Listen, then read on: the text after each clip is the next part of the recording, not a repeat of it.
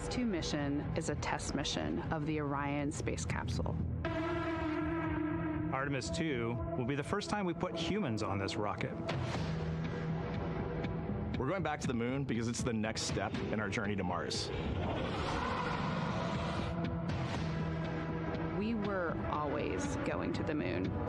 Pushing ourselves to explore is just core to who we are. That's a part of being a human. And lift off. We shall return. Continuing to test out every bit of Orion. Coming back to Earth, 7 miles a second. When humanity sets big goals, we can bring together genius from around the world. You have the best people on planet Earth putting this vehicle together. That's what's up. To innovate for the benefit of humanity and to inspire the world through discovery. And here we go.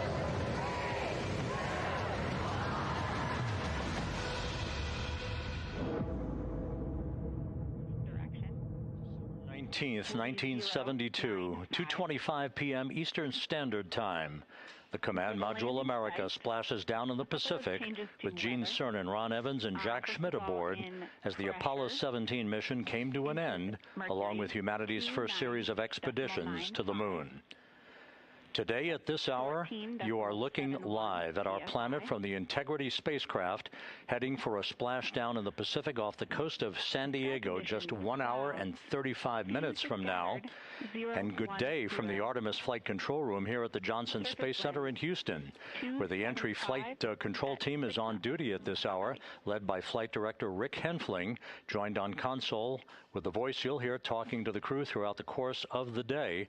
That is Jackie Mahaffey, second from your left.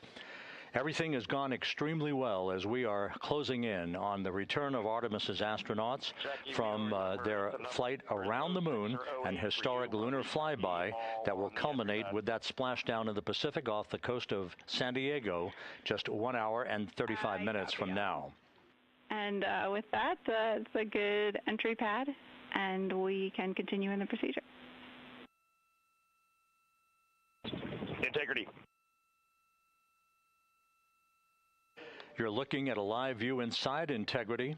Reid Wiseman on the left doing a fist bump with pilot Victor Glover on the right, and down in the middeck area just below their feet, suited up in their launch and entry suits, are mission specialists Christina Koch and Jeremy Hansen of the Canadian Space Agency. A number of milestones yet to unfold before splashdown just over an hour and a half from now. Earlier today, the crew woke up at about 10:35 a.m. Central Time. They completed the final major maneuver of the flight, that being the return trajectory correction 3 burn. It was an 8-second burn that fine-tuned its trajectory to enter a corridor over the Pacific Ocean a short time from now. That will be the point of entry interface, where the crew will reach the first traces of Earth's atmosphere at an altitude of 400,000 feet. The crew moved into its entry checklist just after 4 p.m. Central Time, suited up in those launch and entry suits, conducted leak checks, and now are in the final stages of their entry checklist. Instruction 115 of entry checklist. SM separation ATP is go. Houston copies. The next major milestone on the route home. Fully zipped, and they're working on EBS and then seating up.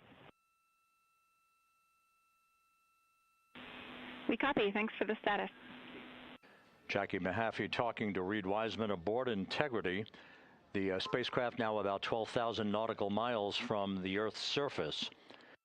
The next major milestone on tap for the crew will be the handover of communications from the Deep Space Network to the Tracking and Data Relay Satellite System.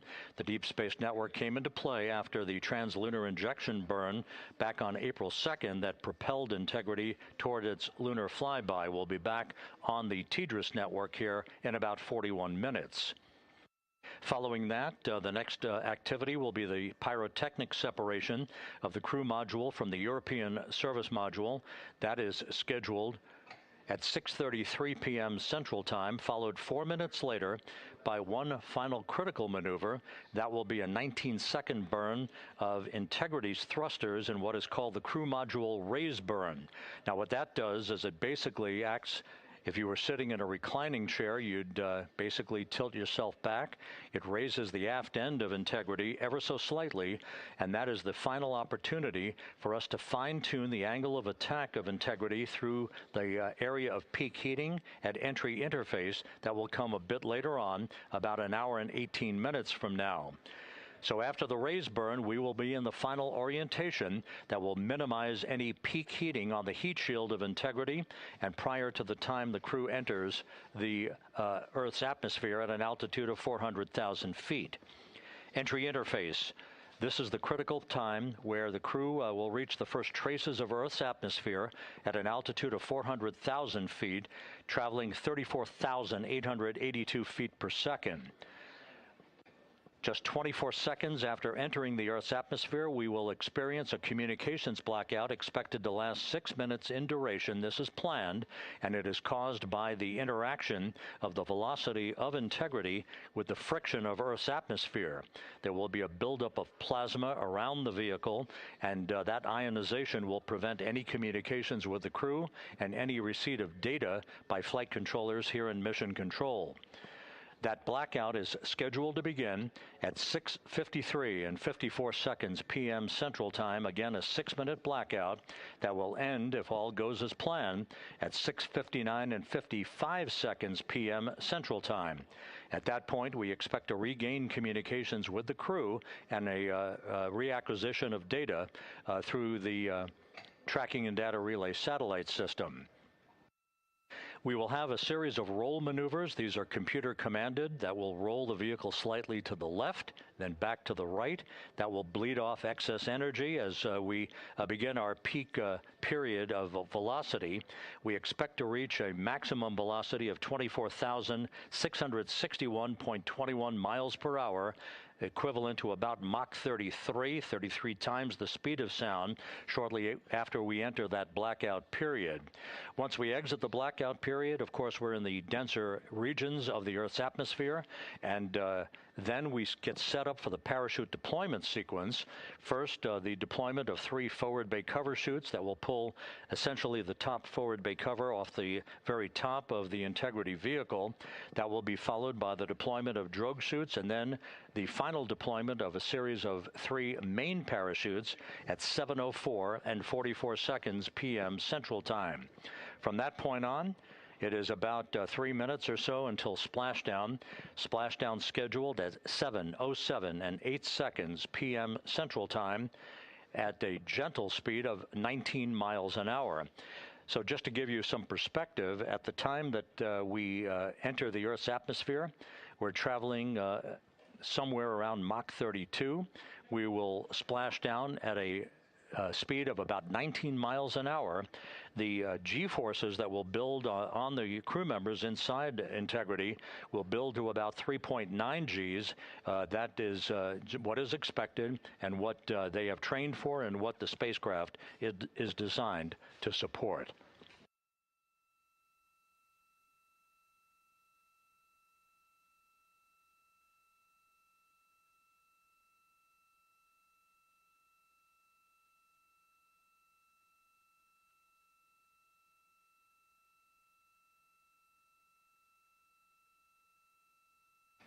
The latest weather forecast out in the recovery zone off the coast of San Diego is a GO forecast from our meteorologists here at the Spaceflight Meteorology Group at the Johnson Space Center. And standing by on the deck of the USS John Murtha is my colleague from the Kennedy Space Center, Megan Cruz. Megan?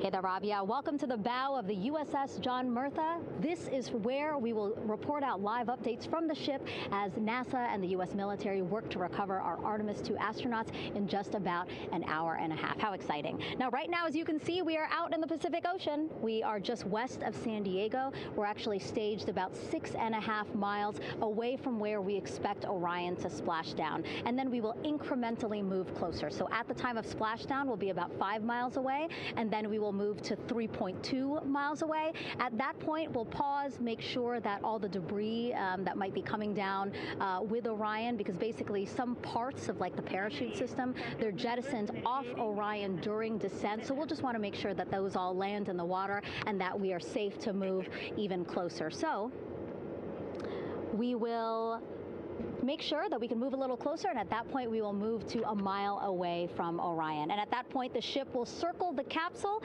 while NASA and Navy recovery forces work to get our astronauts out, and we should have great views of the bow from here. But also we have a ton of cameras all around the ship. For example, we actually have some cameras right to the left of me here on the bow. These are very strong, stabilized cameras. We can really get up close to make sure that we are sharing all the images we have available to you. We also will have some views from above. We actually have 5 planes providing live views of Splashdown today. In fact, some of those aerial assets just took off from San Diego minutes ago. And then actually here on the flight deck, you see 4 helicopters, the 2 in the back. Those will take off in about 30 minutes from now, also with live cameras. So again, lots and lots of imagery that we hope to share with you today. And then those 2 helos in the front, those 2 will pluck the crew out of the water and fly them back to our ship. Now, the combined team here on the ship, more than 550 people, left San Diego 4 days ago, and since then I've watched different teams train every day, rehearse, final preps to make sure that they're ready for today. So to give us more of an update about how recovery is going on right now, why don't we turn over to Paul here, Paul Sierpinski. He is the Assistant Artemis Recovery Director. Great to have you here, Paul. Great to be here, thanks. Absolutely. So you just left the landing forces operations center here on the ship. How are we looking for recovery? Right now, it's looking great. When I left, they were just about to get into weather briefing with Mission Control Center in Houston, but listening to the loops this morning and everything that's been going on, the return trajectory correction burn went great. They were right down the money, right on the money, right down the middle, where they should be coming back. Our forces here are teams out in the water. All our boats are launched or will be imminently. So yeah, it's just coming along great. Yeah. It's really nice to see. We did see some of those boats float behind us. We were hoping to give you a live view, but of course they floated right out of the camera shot as you came to us. But so basically the team right now here on the ship, basically like monitoring mode, but really things will pick up about 15 minutes after splashdown.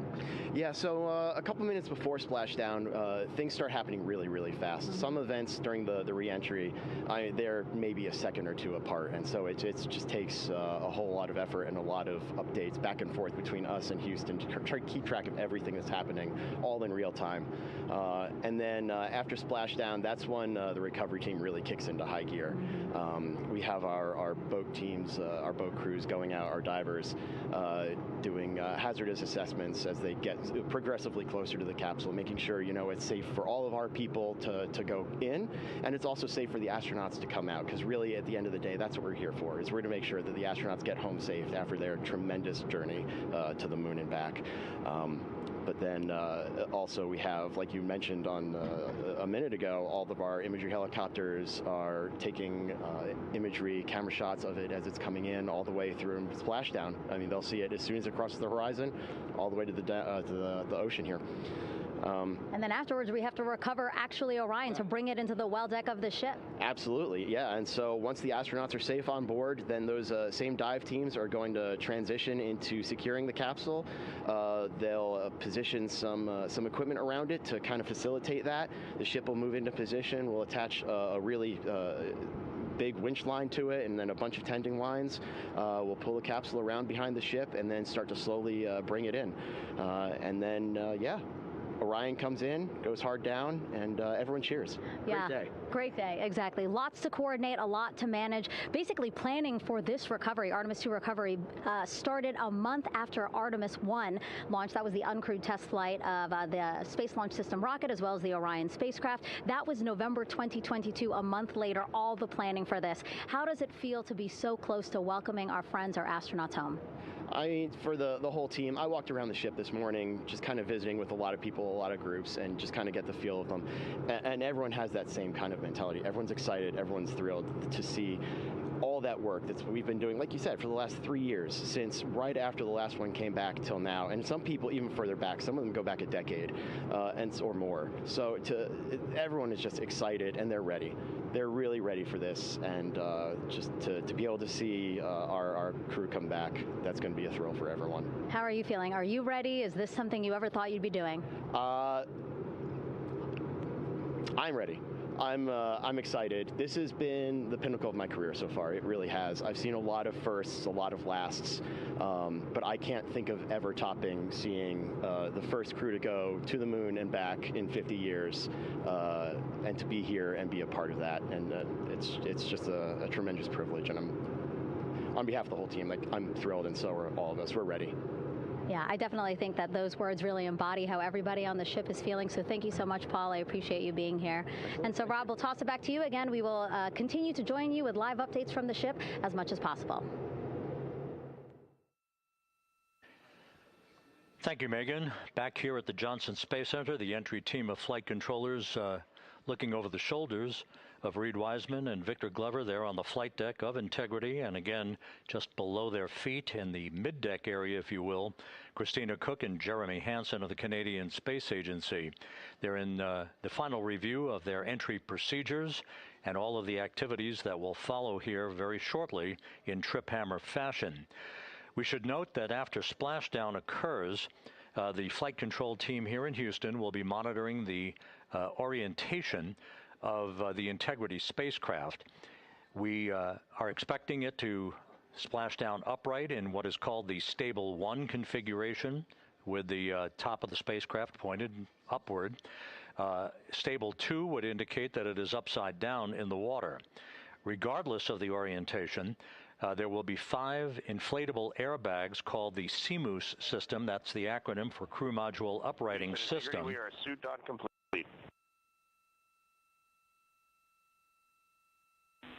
Houston copies. Reid Wiseman acknowledging that the final steps in suit donning are now complete for the crew. Leak checks have been completed earlier. The CMOOS system, those 5 inflatable airbags, will be inflated with helium. Those airbags will ensure that the vehicle remains upright. While that activity is going on, the flight control team here will be checking the systems on Integrity, also making sure that there's no leakage of toxic gas from the spacecraft. It should take about 15 minutes from splashdown to the power down of all of the systems on Integrity. And at that point, assuming everything is in a nominal fashion, then the green light will be given for the Navy recovery teams to begin to make their way closer to Integrity, to begin the erection of a large inflatable life raft called a front porch that will be buttressed up alongside the hatchway to the spacecraft. That life raft will be used to bring the crew members out of this vehicle once the hatch is open, one by one. They'll get their land legs back after 9 days of weightlessness before they're put in harnesses to be hoisted one by one in sequential fashion, in an alternating fashion, to the 2 hovering Navy helicopters overhead. Houston Integrity for a status. Go ahead. Seats 3 and 4 are connecting umbilicals. We're going to be stepping into leak check soon. 1 and 2 will be seated. 3 and 4 will be free float, and we'll configure EPROC accordingly. Houston copies all. Reid Wiseman talking about the current procedures with the suiting of the crew members and subsequent leak checks, a final leak check for all 4 crew members. Everything is actually running a few minutes ahead of schedule. So once the life raft is inflated next to the Integrity spacecraft and the recovery teams have arrived alongside of the vehicle, the hatch will be open and the crew members will be brought outside into that front porch, as it is called, one by one. They then will be hoisted into the hovering helos overhead. And those helos then will turn around once the 4 crew members are on board, 2 for each helicopter, and will head back to the ship. That should be about a 10 to 15-minute transit. Once the helicopters land on the deck of the USS John Murtha, the crew members will be exiting those helicopters and brought into medical bay on the deck on the ship itself for comprehensive medical exams. They will spend a period of time yet to be determined on board the USS John Murtha before they are flown by helicopter to the shore in San Diego, to the San Diego Naval Air Station, and ultimately will board a NASA jet for the flight back to the Johnson Space Center here in Houston. Just to recap some of the key times that are coming up, we are expecting the separation of the crew module from the service module just 43 minutes from now. That is expected to occur at 6:33 p.m. Central Time, 7:33 p.m. Eastern Time. That will be followed just 4 minutes later by the crew module raise burn, the use of Integrity's thrusters one final time in a 19-second burn to slightly tilt the vehicle up into the correct orientation or angle of attack to ensure that it enters the Earth's atmosphere at the right angle, if you will. That will help deflect the buildup of heat against Integrity's heat shield. This was a deliberate move, a change in the procedures from the Artemis I mission that resulted in unexpected char loss on the Avcode heat shield that had not been intended based on the entry trajectory for the Artemis I mission.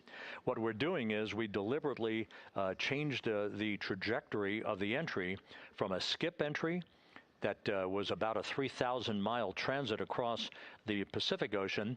We are expecting now from entry interface to the point of splashdown to have a range of just 1,701 nautical miles, and that in of itself will reduce the exposure time of heating on the heat shield of the spacecraft.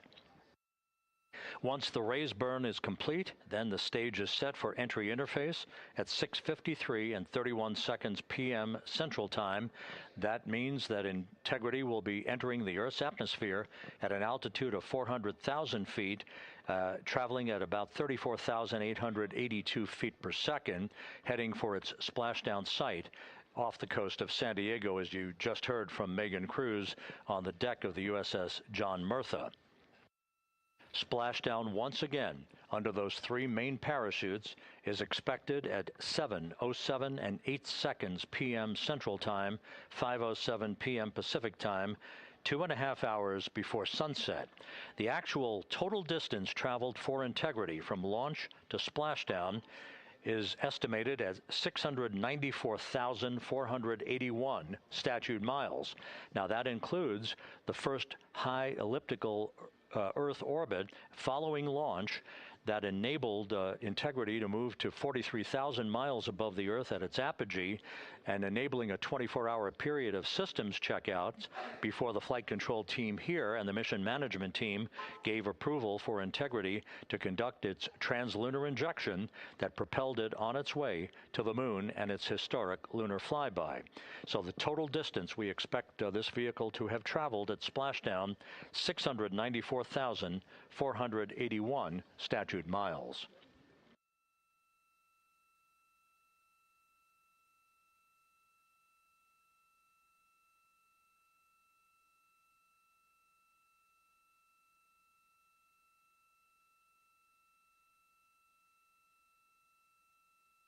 With everything proceeding on track and on time aboard Integrity, the vehicle system's in excellent shape as the Earth grows larger in the field of view. Let's go back to the USS John Murtha and Megan Cruz, who is standing by.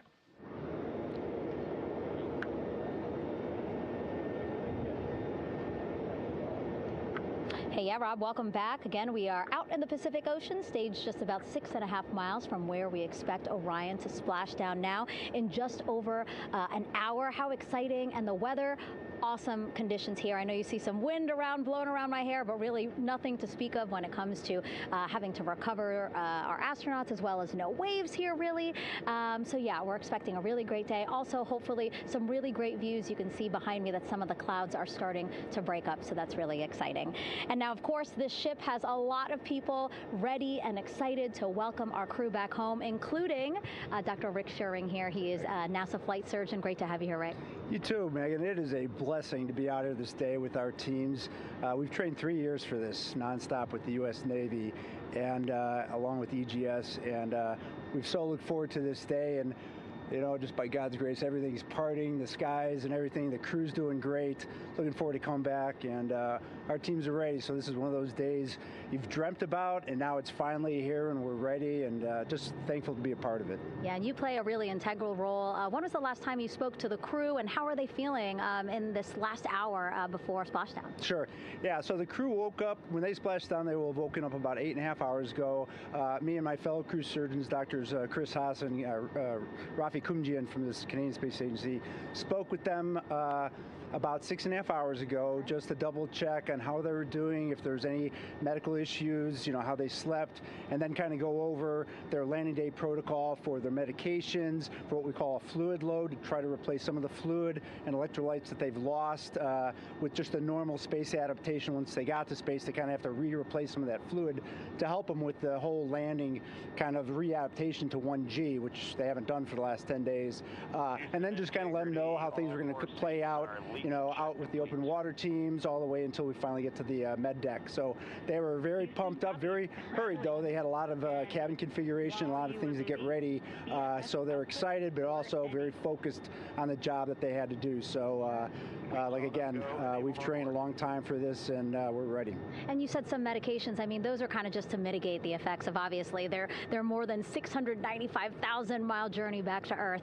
It's just like anti-nausea medication, right? Yeah, exactly, Megan. The you know, astronauts are very healthy, fortunately, and even when they come back in reentry, you know, the human system is very kind of dynamic. It has to readapt very quickly, and one of the most common responses they get is just some stomach awareness, to some nausea, even to some vomiting. And you know, with our crews that land out in Karagana, the Soyuz crews or our SpaceX crews, you know, they all kind of experience the same thing.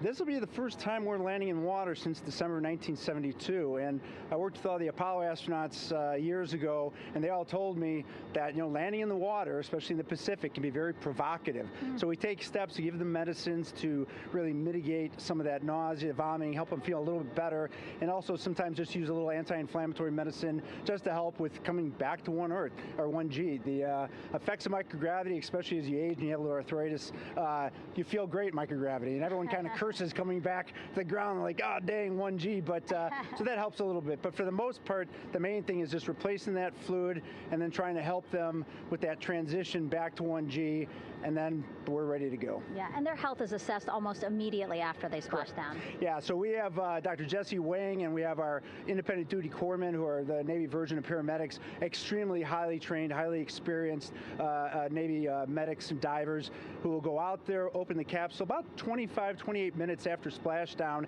and do the first initial assessment. So Jesse and his team will go out there and look at each crew, kind of do their assessments, get vital signs, report back to Drs. Haas and Kumji and I back in the med bay, let them know how they're doing, and then you know, if they've got the normal kind of space adaptation kind of things, we expect that they're good to go on that. If anything, you know, didn't go the way we want, they're all prepared for that as well. And Jesse and his team, I mean, you know, this is their full-time job, taking care of, you know, sailors and folks who might be injured. We don't expect any injuries, but coming back, you know, going 25,000 miles an hour down to, you know, 20, you know, miles an hour is still a dynamic process. I've heard it described as, you know, kind of like a car crash. And then the crew will be ready to go, and Jesse and his team will make that transition to get them out to the front porch, do assessments on them again, call it to our med bay, and then once we have that and they're all good to go and the crew's feeling okay, we'll hoist them up in the helos, It's about a 3-minute flight back to the flight deck, and that's where me and the astronaut chief Scott Tingle will actually meet them.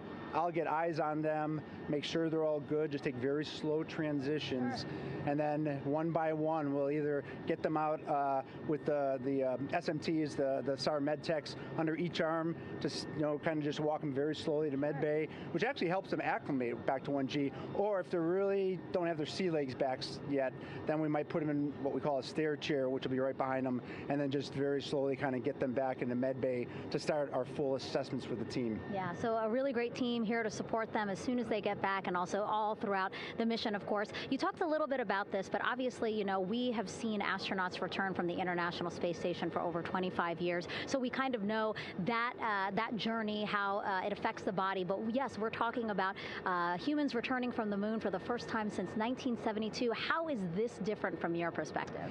So it's different in one very significant respect. On Apollo, for exercise, they had something called the Apollo Exergenia, which was basically just a little canister with some ropes, and they would have some resistance and kind of do that. And the Apollo astronauts really liked that. They liked the ability to exercise, because you decondition from a musculoskeletal standpoint, you lose your strength and your stamina very quickly. We had something called the Orion flywheel, which was able to impart much greater loads in terms of resistance, so they're able to do squats, deadlifts, different things, not dissimilar to what the ISS astronauts do, but with a lot less room to do it. Mm-hmm. And they also did rowing activities for cardiovascular health, and the crews loved it. But for the lunar crews, the future lunar crews, maintaining that physical conditioning, which our astronaut strength conditioning rehabilitation specialists, affectionately known as the ACERs, back in Houston, really work hard to get them in the best shape they're going to have to be in to get to the moon. That device hopefully will maintain that. And Apollo only had about a 4.3-day journey to the moon. Our astronauts are going to have about a 10 to 14-day journey. Right. So maintaining that physical fitness, that strength and stamina is going to be crucial for the success of being able to do those very physically demanding lunar EVAs. Right. So we're very excited about what the astronauts have said about the device and what they have to say about the role exercise plays, going to the moon. And also the mental benefit. Sure. They just really like sweating, breaking the sweat, and actually just feeling like they're just getting a workout. Right. Thank you so much, Rick. I really appreciate it. I know they're going to be in good hands, so we'll let you get back to it. Thank you so much. Megan, thanks for the time. Back to you, Rob. Okay, Megan, back here in Mission Control in Houston, everything is moving along in order.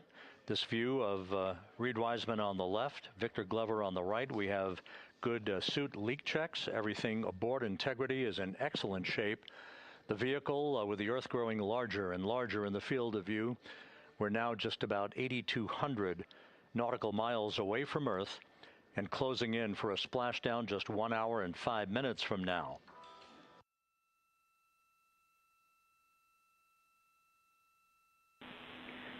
Integrity, just under a minute till your GPS maneuver initiates, and both GPS units look eager to acquire. Outstanding. Seats 3 and 4 are working on seat strap in now. Houston copies. Once again, as we start to close in on some of the major milestones, the first one coming up in just 31 minutes. And Integrity, just confirming the LCG gas trap was able to be closed out. Affirmative. Copy. Crew module, service module separation scheduled just 31 minutes from now. The key point of interest, of course, will be the performance of Integrity's heat shield during its high-speed entry back into Earth and the peak heating that is expected around the spacecraft of some 4,000 to 5,000 degrees Fahrenheit. On Artemis I, as I think most folks know by now, we flew a trajectory known as a skip entry, in which we performed an initial dip into the atmosphere to bleed off some energy. Then we skipped out of the atmosphere and dipped back into the atmosphere before splashing down in the Pacific. But after the mission was over with, we noticed unexpected liberation of some of the charring effects on the heat shield known as AVCOAT. Before the flight, we had an opportunity to sit down and talk with Entry Flight Director Rick Henfling to get a perspective on what this all means and how the mission was redesigned to try to protect Integrity's heat shield to a higher extent. Let's take a look at that interview. Returning from the moon is a lot different than deorbiting from low Earth orbit. When we return from the moon, we expect to achieve velocities upwards of 36,000 feet per second. And in order to slow down to a nice, graceful splashdown in the Pacific Ocean, the flight crew is going to experience between 3 and 4 times the force of Earth's gravity.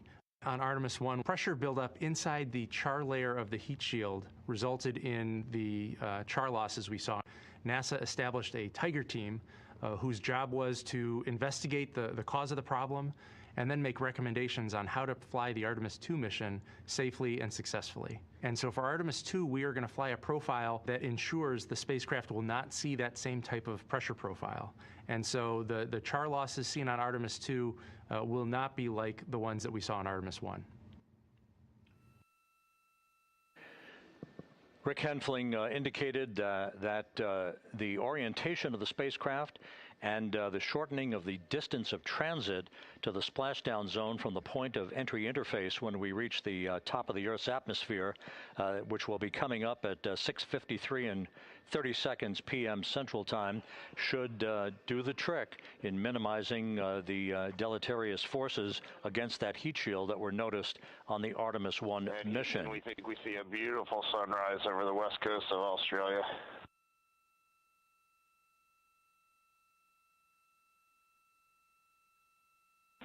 We copy. Commander Reid Wiseman reveling in his final hour in space on this mission as Integrity is passing over the southwest coast of Australia now at an altitude of some 7,600 nautical miles. That will begin the southwest and northeasterly transit across the Pacific Ocean. Let's talk a little bit more about some of the highlights and some of the numbers associated with the points of interest here. We are 27 and a half minutes away from crew module service module separation. That will be followed about 3.5 minutes later by the raise burn that we've discussed, a 19-second burn of Integrity's thrusters to fine-tune its angle of attack as it enters the Earth's atmosphere. Entry interface is scheduled 47.5 minutes from now. That's the point at which we will reach the top of the Earth's atmosphere, traveling about 34,882 feet per second at an altitude of 400,000 feet. Just 24 seconds after entry interface, we will begin a blackout period of 6 minutes in duration at 6:53 and 54 seconds p.m. Central Time. Now, about 10 seconds after the blackout period begins, we are expected to reach peak speed, which would be 24,661 miles an hour. That'll be about 103 miles an hour short of the velocity record set by the Apollo 10 astronauts, Tom Stafford, Gene Cernan, and John Young, when they returned from the moon on the Apollo 10 mission in 1969. That blackout period is expected to last 6 minutes in duration. At 6:54 and 52 seconds p.m. Central Time, we'll reach our peak heating period of about 4,000 to 5,000 degrees while we're in a communications blackout from Integrity and its astronauts. That blackout should end at 6:59 and 55 seconds p.m. Central Time, at which point we expect to regain communications with the crew. Capcom Jackie Mahaffey here in the flight control room will be talking to the crew, calling them, and will await a response from the crew as they come out of that blackout period. And at that point, their altitude will be just 157,000 feet above the Earth, traveling at 13,000 feet per second with a range to splashdown of just 147 nautical miles. From that point on, the next key series of events will be the deployment of a series of parachutes that we discussed before. First, the forward bay cover chute deploy that will pull the forward bay cover away from the top of Integrity, followed by drogue chute deploy and then the main chute deploy. That's expected at 7:04 and 44 seconds p.m. Central Time. That will begin the gentle descent of Integrity towards its splashdown at just a velocity of just 19 miles an hour and that will begin the recovery operations that you just heard Megan Cruz discuss with her folks on the USS John Murtha.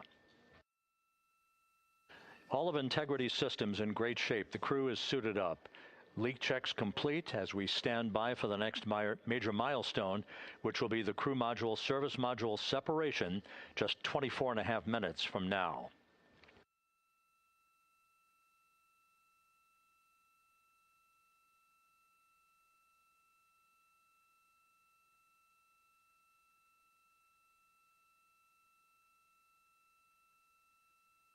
All of the activities from the start of entry interface to the point of splashdown will be quite rapid fire, just 13.5 minutes from the point at which we begin descent into the Earth's atmosphere till splashdown.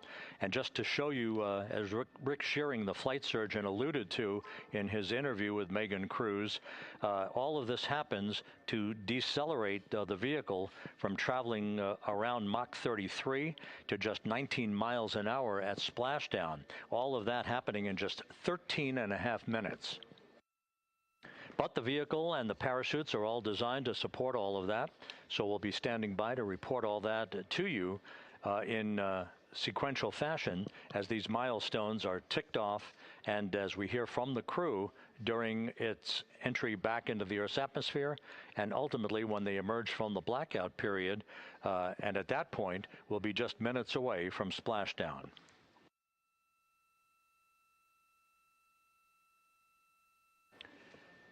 So with all of those preparations ongoing, we can return here briefly for another report from the USS John P. Murtha and Megan Cruz. Megan?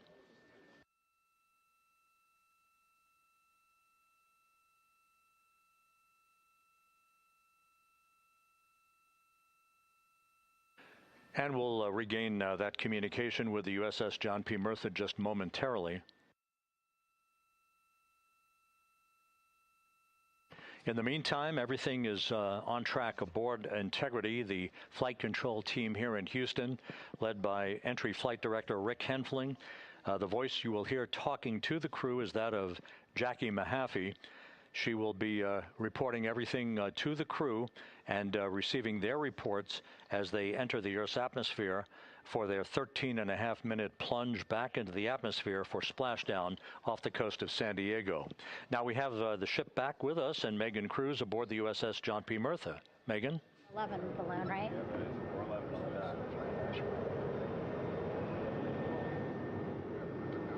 Hey, Rob, yeah, the excitement is really building here on the ship. I'm watching right now one of the weather balloons being lofted up from the ship. Again, weather balloons, very important for us to make sure that we are tracking the right kind of weather and also the data that's needed for what's called our Sasquatch team. Again, it's a team out of NASA that basically makes sure that the debris that comes off of Orion, again, some of those pieces of the parachute system, make sure that they don't fall on us here in the sea, and also our aerial assets, our folks in helicopters. So watching that float away right now. But with me right now is Captain Eric Kenny. He's the commanding officer of the John P. Murtha naval ship. Thank you so much for being here. There are so many moving parts that you have to keep an eye on. That's absolutely right, yeah. But first of all, on behalf of the crew of USS John P. Murtha, Megan, thanks for having me on today. Happy to tell you what we're doing and excited to get the interview started. Yeah, absolutely. Why don't we actually take a look at the flight deck here? We'll start there. Basically, we also, while watching this weather balloon float away, we noticed all 4 helicopters leave the flight deck. We now have an empty flight deck. We had 2 imagery helos as well as the 2 crew helicopters that will go recover the crew. This is just one of the many things that, again, our ship of 550 people, it's something that you oversee as commanding officer. Yeah, absolutely. Every commanding officer, I would say really every naval service member, our priority is always safety. And as the commanding officer, I take that as one of my primary roles here on board. Mission accomplishment is important, safety always. So my day really has, I would say my message to the crew has sort of changed over the past 24 hours. As we're leading up to today, we've been building up the excitement and motivating the team for the training that we've executed. But really over the past 24 hours, now I'm trying to get us to slow down a little bit. Trust our training, right? Don't believe all the hype. Don't believe everything that's going on. Just let's trust what we've done to get to this point, and if we do that, we'll be successful today. And also part of the big success is obviously the coordination between NASA and the U.S. military. How does it feel being able to support the human space program we have? Yeah, I mean, since 1959 with Mercury, Gemini, Apollo, the history between NASA and the Navy has been in lockstep. But like any other skill, if you don't practice it regularly, that skill atrophies. So we've had a few decades off from that. But, over the past 4 or 5 years, really with this ship over the past year, we've constantly trained and working for this moment right here. Building up the hype, but to get to this point today, to be able to trust in all the training we've done. We've worked with, working with NASA, the Air Force, the medical team, dive team. You want to talk about high-performance organizations coming together, working in unison? We are seeing that here on board the USS John P. Murtha, and I can't be more proud of all the work everyone's doing. Yeah, you had some great words this morning saying just that, again, that it's really nice to see everybody working together and so excited. I mean, you just became the commanding officer of this ship back in February. How does it personally feel for you to be a part of this historic moment today? Yeah, I mean, first and foremost, I'd say any opportunity to command any warship in the United States Navy is a tremendous honor, is a pinnacle of any naval officer's career. That being said, as my change of command was approaching, and I realized that Artemis was going to be in the window here, to say that I'm humbled and honored to be here is an understatement. What really just excites me is the opportunity to see this crew, who has been training so hard over the past year plus, come together. It is what inspires me. Listening to NASA and the ownership and pride they take, they make my crew better. I think we're making NASA better together. That synergy is something that I'm happy to see and hopefully take forward with me in my career. Yeah, it's all about partnerships. We couldn't do it without you, and we couldn't have gotten to the moon without our international partners as well. So thank you so much, Captain. It was really great to have you here today. Thanks, Megan. Awesome. All right, Rob, back to you. Thank you, Megan. Back here in Mission Control in Houston. We just had a quick view of the crew. We'll get that view back, and there they are again. Here in Mission Control, the entry team of flight controllers led by Rick Henfling and Jackie Mahaffey serving as the spacecraft communicator. We have just handed over communications links from the Deep Space Network that we communicated with the crew through from the time of the translunar injection burn back on April 2nd. We've just handed back to the Tracking and Data Relay satellite system as we prepare for the crew module service module separation that will take place just 17 minutes from now. With the Earth looming in front of Integrity as it barrels back for a splashdown of the Pacific just 50 minutes from now, we're just 5,700 nautical miles from splashdown. Just one other quick note about the comparison from the Artemis I entry profile to the Artemis II entry profile and how that is serving as an extra layer of protection for Integrity's heat shield. The Artemis I entry had an entry range of some 3,178 nautical miles, a very long downtrack, and a very longer period of exposure to heat loads than we're experiencing tonight. It also had that skip entry profile that we discussed earlier, dipping into the Earth's atmosphere, then back out, then back in. It was about 20 minutes of exposure. Integrity, Houston, comm check on TDRS. Jackie, we have it loud and clear on TDRS. We have you the same. And there's one of the weather balloons being deployed from the USS John P. Murtha.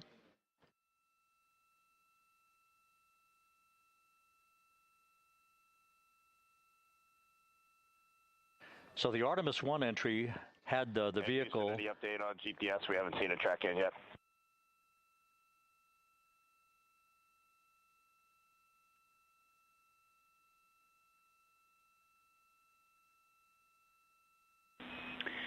Reid, we are watching. We are starting to get into the window where they may start acquiring, so should be within the next 10 minutes. Okay, sounds good. We're holding at step 17 and getting ready for CM RCS hot fire.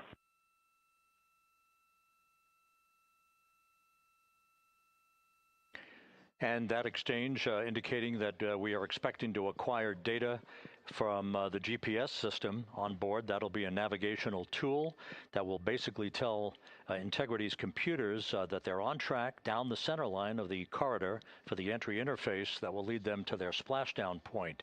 Once again, the Artemis I entry exposed the heat shield for about 20 minutes of peak heating. For Artemis II, we're going to reach a downtrack distance of 1,701 nautical miles from the point of entry interface, with just 14 minutes of duration. And it's basically a different angle of attack, a little bit steeper angle of attack that will protect the heat shield from excessive heat loads. So that is the difference between Artemis I and Artemis II, all designed into this mission to gather data, to protect the heat shield, since the Artemis III mission and beyond will have a different designed heat shield that will allow that skip entry type of profile to be resumed for all of the future missions coming back from the south pole of the moon when we initiate lunar landings. So we've handed over to the Tracking and Data Relay Satellite System. That's where we'll have communications for the rest of the flight. Just to give you some time hacks here, we're 13.5 minutes away from crew module, service module separation, and just 17 minutes away from the raise burn, that 19-second firing of the thrusters that will basically be the final fine-tuning of the angle of attack for Integrity as it enters the Earth's atmosphere.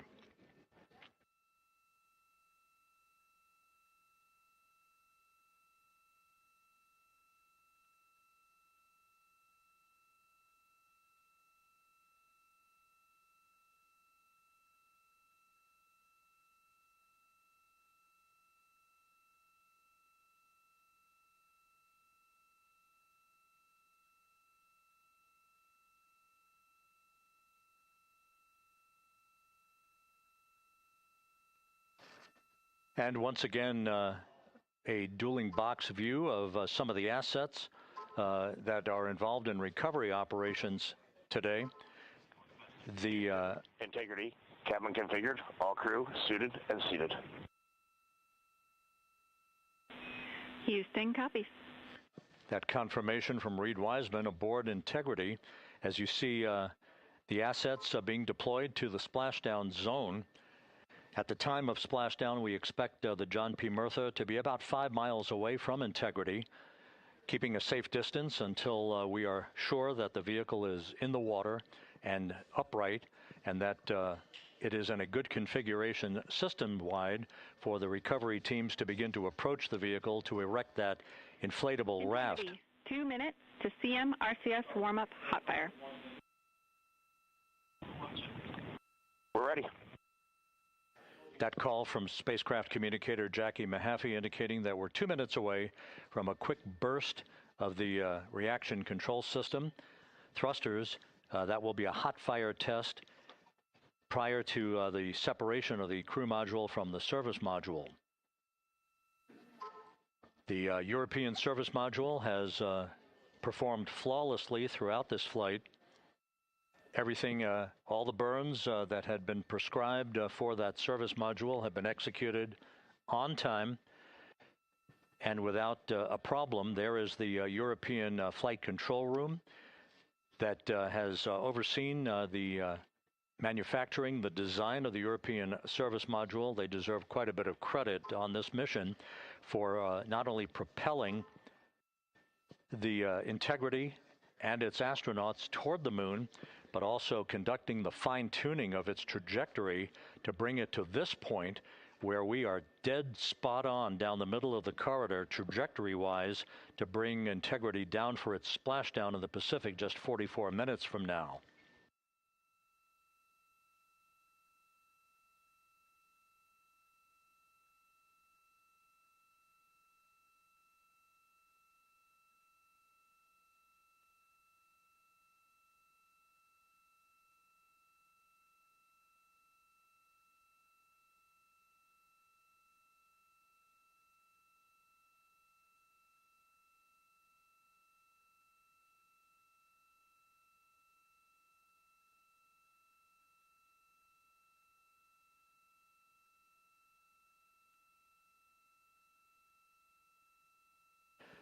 What you're looking at is a computer-generated visualization based on real-time telemetry from Integrity.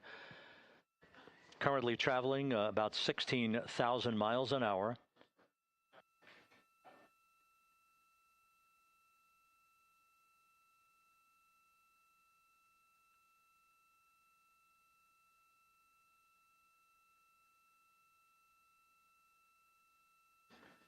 Integrity traveling about 16,000 miles an hour. For the prop cautions, we're taking a look. Copy that. Now just about 5,100 miles from Earth. Splashdown scheduled 43 minutes from now. We're just 9.5 minutes away from the crew module service module separation.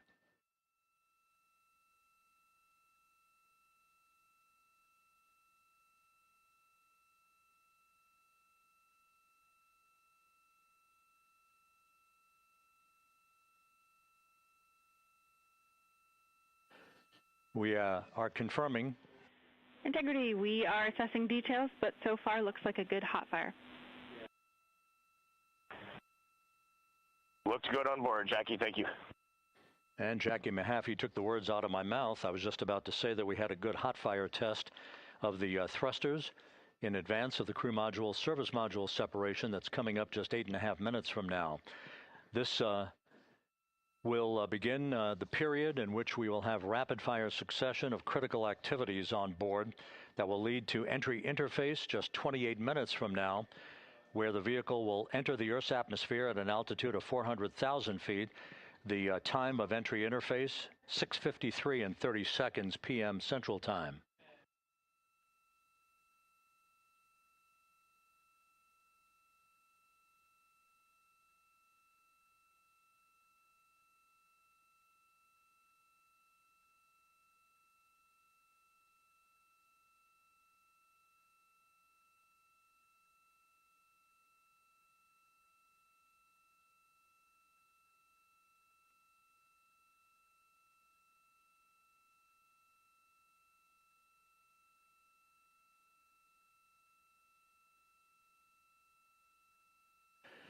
Integrity's astronauts were awakened at mid-morning to begin their entry preparations. And propulsion officer now reports a good hot fire test in preparation for the crew module service module separation.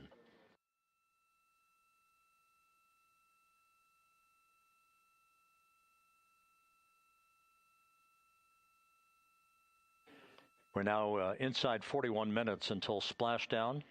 Integrity Houston, we have confirmed a good CMRCS hot fire, and although we are not seeing GPS acquired yet, you can skip the troubleshooting steps in 157 for now.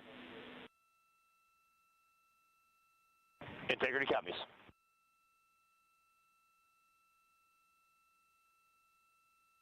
That GPS discussion indicating that we will be acquiring navigational data for Integrity through the Global Positioning System equipment on board. We just don't have it yet, but we will. All of Integrity's systems are in great shape to support its high-speed entry into the Earth's atmosphere. It, once again, will reach a peak speed of 24,661.21 miles an hour. You're calling GPS. We at least have GPS 1 looking good on board.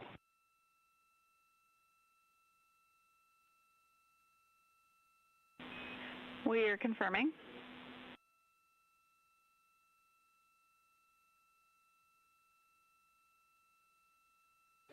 The Guidance, Navigation, and Control Officer here in Mission Control confirming that we have good lock on GPS data. We are on a communications link now through the Tracking and Data Relay satellite system. Now, following splashdown, we're going to lose that link and go to what's called a VLDR, a very low data rate communications link, so that we can talk to the crew inside Integrity as they are on the water. Integrity, confirm we do see good GPS. We do too, especially GPS 1 is accepting in nav channels 1 and 3.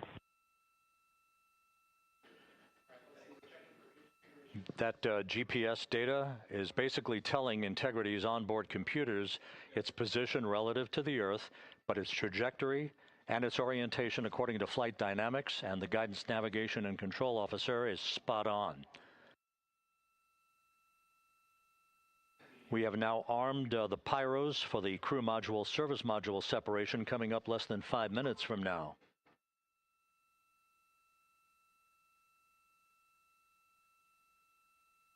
Once again,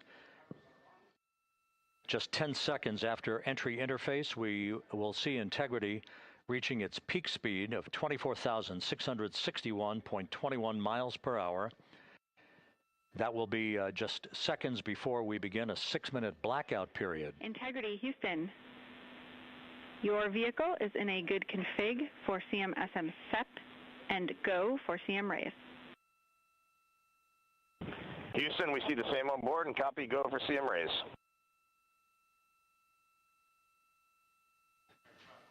That CM raise referred to as the slight firing of 19 seconds by Integrity's thrusters with a change in velocity of 9.9 feet per second, a slight nudge of the aft end of the vehicle so that it's tilted a bit upward, providing the final angle of attack as the vehicle enters the Earth's atmosphere.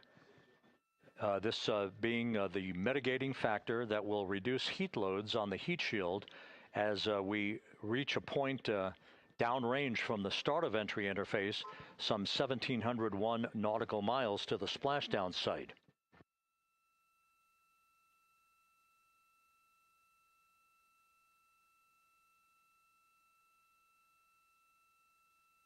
Integrity systems in excellent shape.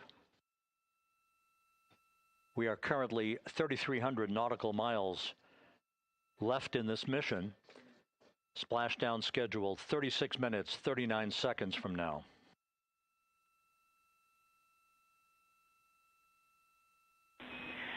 Integrity, Houston.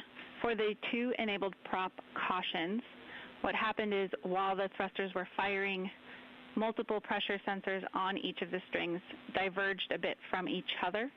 Those limits look to be set pretty tight. We think it could happen again when the thrusters fire in the future, so we are going to suppress those messages. We concur with suppress, not inhibit. Thank you. That exchange between Jackie Mahaffey, our Capcom for tonight, and Reid Wiseman aboard Integrity, indicating basically to ignore sensor data. All of Integrity's systems are in good shape.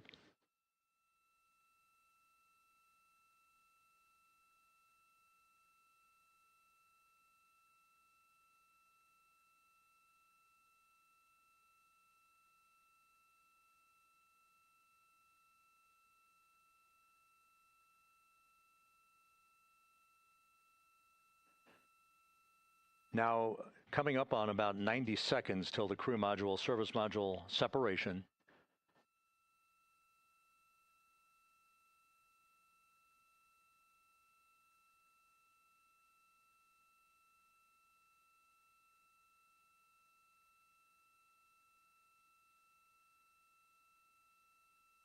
All quiet here in Mission Control as we enter the most critical phase of the completion of this flight. All of the preparatory activities leading up to the vehicle entering the Earth's atmosphere just 21 minutes from now.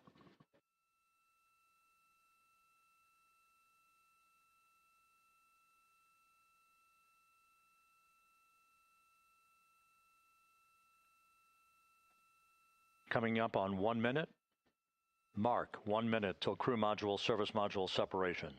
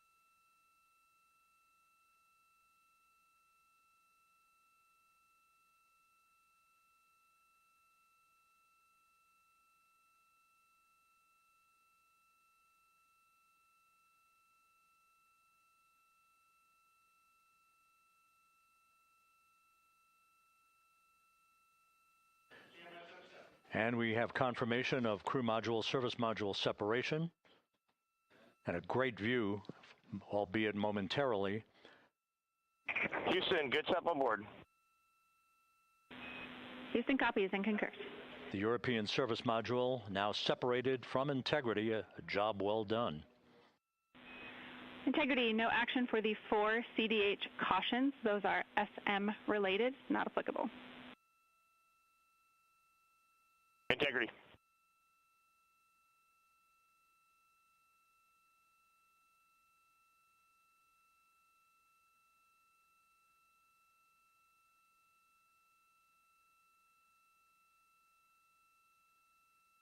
So, with Integrity now flying free on its own for the remaining 32 minutes of this mission, next up, the raise burn, a 19-second firing of Integrity's thrusters. Good GPS 2.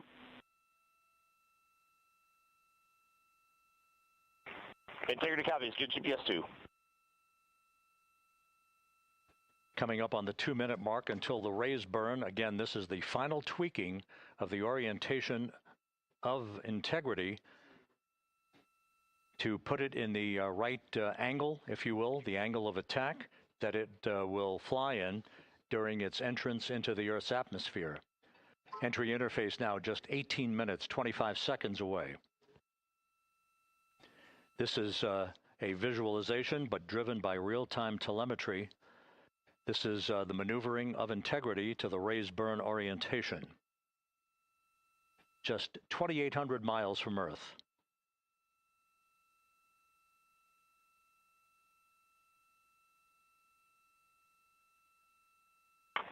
Houston, we got a great view of the European service module out the window with the sun hitting the side and the solar rays and the NASA worm right there. It's a beautiful looking machine. Roger.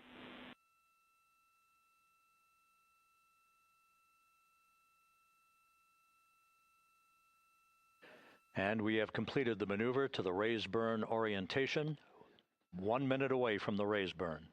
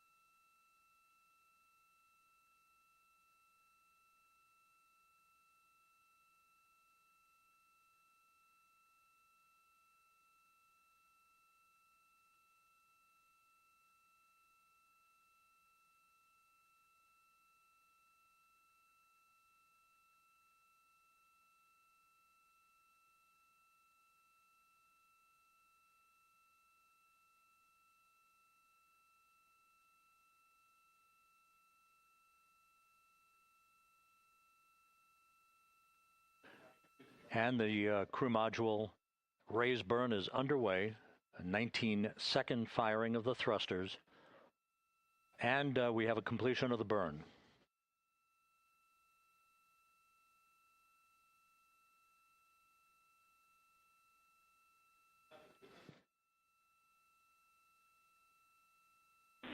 Integrity, good. CM raise burn. Your flight path angle is within limits.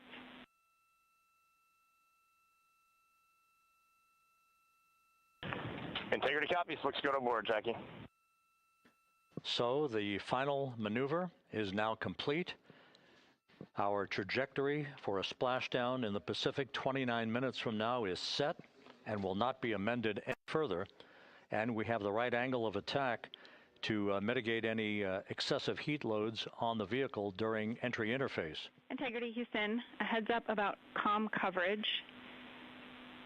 When you perform the 180 roll, for the first minute or so in that attitude, we expect about a minute LOS. We copy.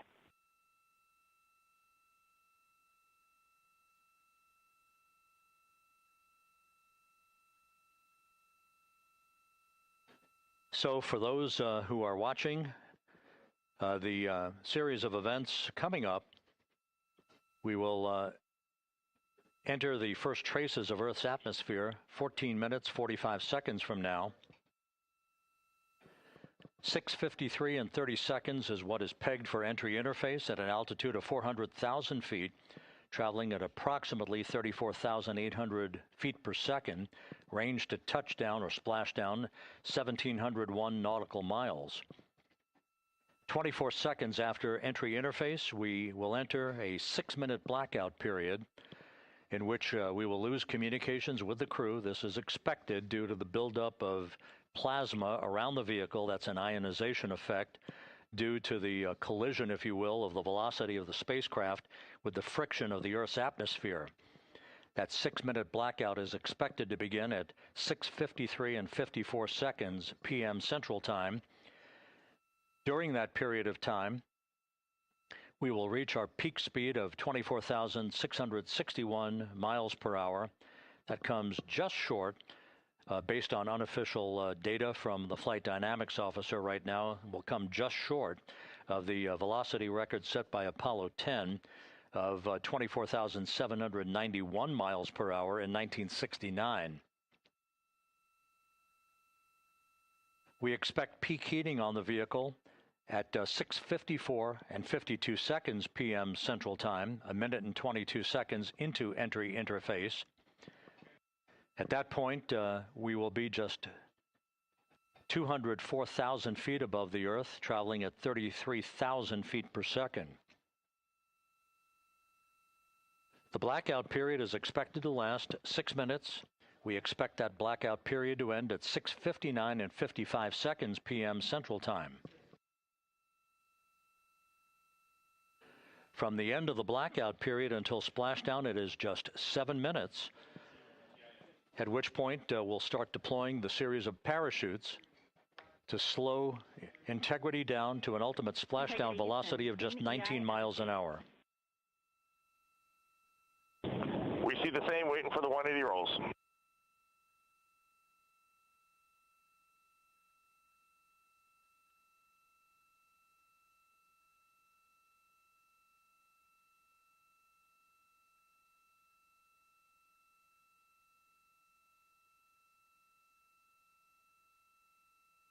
The parachute deployment sequence, once again, will come in several segments, but in rapid fire succession. And we have a great view of the moon out window too.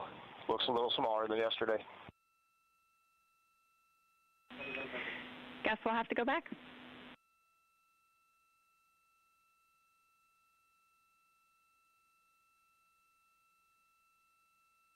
Reid Wiseman and Jackie Mahaffey exchanging discussion on a view of the moon that Integrity's astronauts are seeing in the final minutes of this mission that will be completed with splashdown just 25 minutes from now. 3 forward bay cover parachutes will be used to pull the forward bay cover off the top of the vehicle. Then 2 drogue parachutes will be deployed to slow and stabilize the crew module during its descent, followed by 3 pilot parachutes that will lift and deploy the main parachutes from the forward bay. The final sequence will have 3 main parachutes deployed. These will be 116 feet in diameter, each main parachute approximately 265 feet long when reefed. The parachutes will ultimately slow Integrity down from its peak speed of almost 33 times the speed of sound to a gentle 19 miles an hour at splashdown.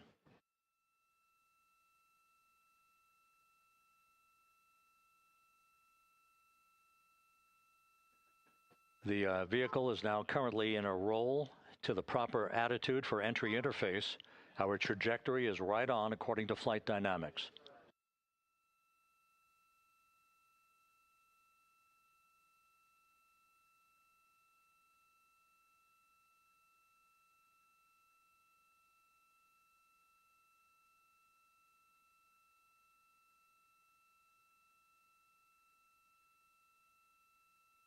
Integrity is on a trajectory from southwest and northeast across the Pacific Ocean, descending at a rate of 15,000 feet per second.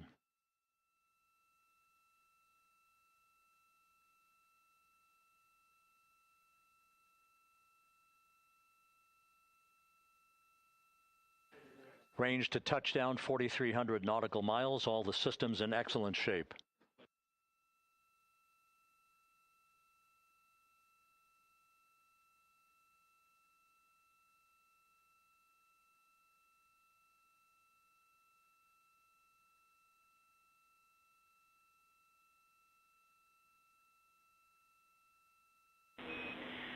Integrity, Orion in the EI roll 180 attitude. Looks good on board, Jackie.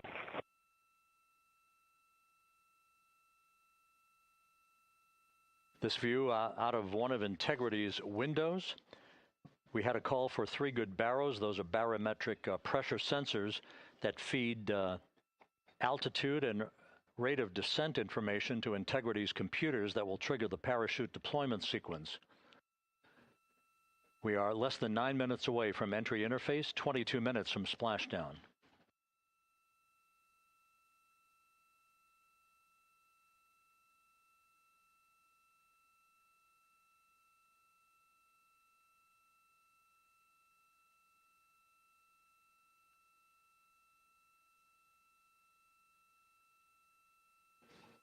You can see the reflection of one of the crew members in the window.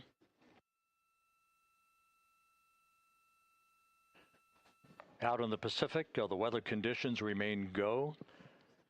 Just a few clouds, some scattered clouds, winds at 10 knots, wave heights just about 4 feet. A gentle day in the Pacific for the homecoming of Integrity's astronauts.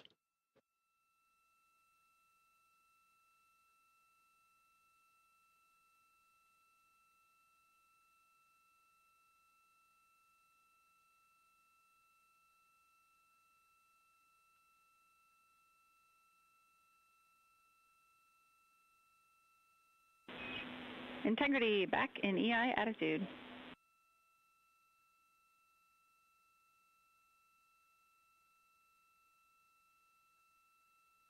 We see the same on board, Jackie.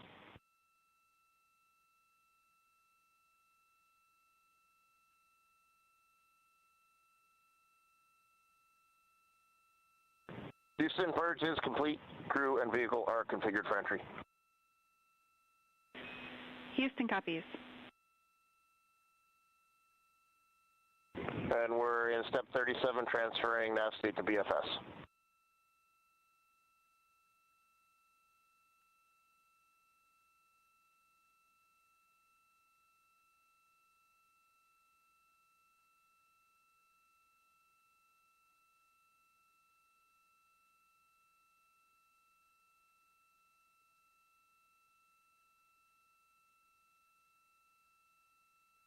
And Houston, in instruction 509, we are not below 0.2.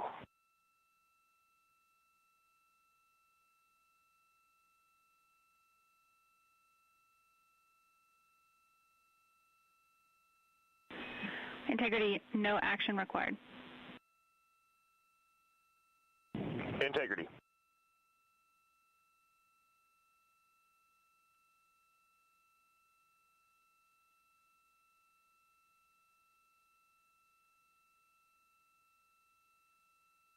Now 6 minutes away from entry interface.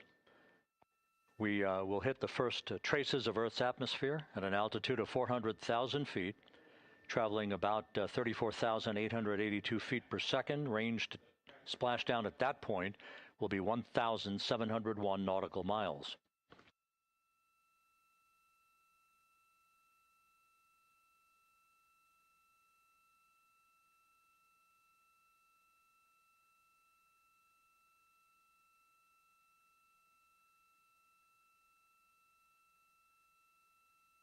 And once again, just a reminder, some 24 seconds after entry interface, we do expect to lose communications with the vehicle and the crew during a 6-minute blackout period when a plasma shield will build up around the spacecraft due to the ionization, due to heating effects. And Flight Dynamics has just confirmed we will have a blackout period of exactly 6 minutes in duration. And once again, that's due to the fact that a plasma buildup around the vehicle will prevent communications and data, so we will not be able to talk to the crew members at that time, nor will we receive data here in the flight control room. Houston, everything is looking good on board. Just confirm no pre-EI downloads. Houston concurs. That blackout period to begin at 6:53 and 54 seconds p.m. Central Time, and again will last about 6 minutes in duration.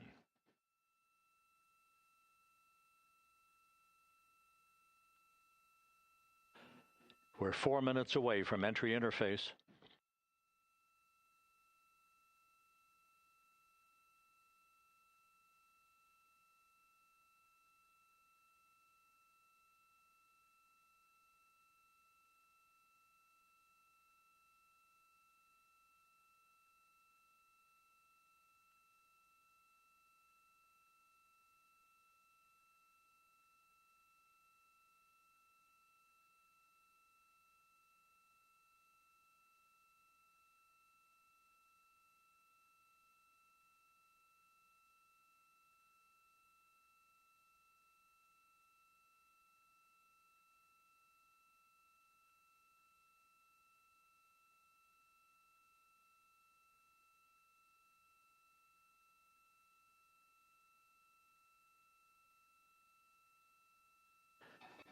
This view from Integrity as it crosses from southwest to northeast across the Pacific Ocean, 3 minutes from entry interface.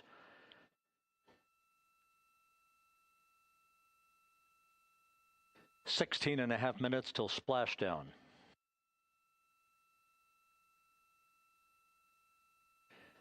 The USS John P. Murtha and the recovery team is on station and in position, as are the airborne imagery assets that we hope to receive imagery from as Artemis enters the Earth's atmosphere and through parachute deployment.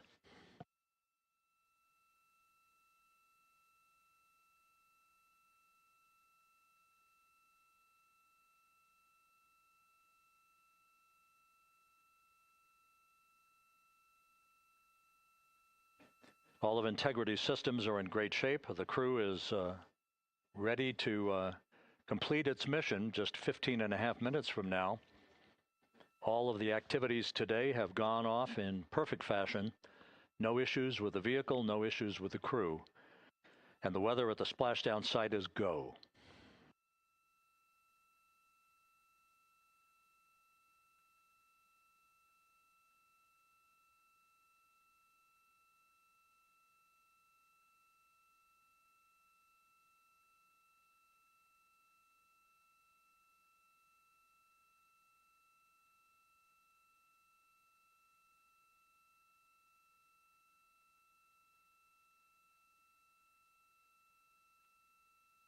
Coming up on 1 minute until entry interface.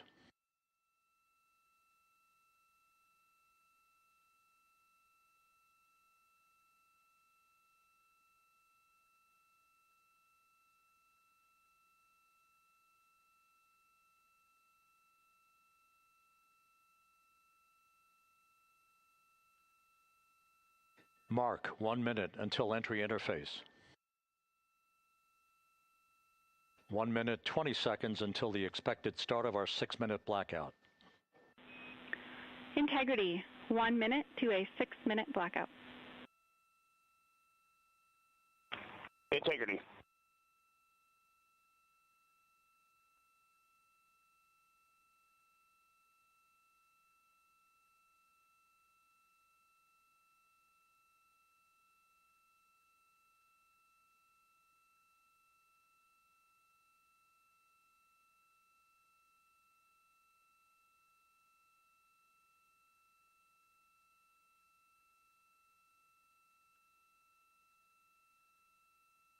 Ten seconds till entry interface.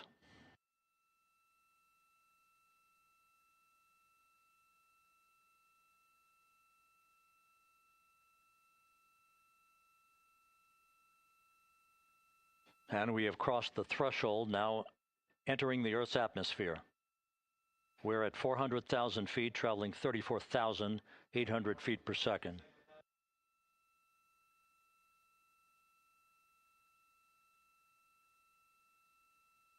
Time to splashdown, 13 minutes, 10 seconds.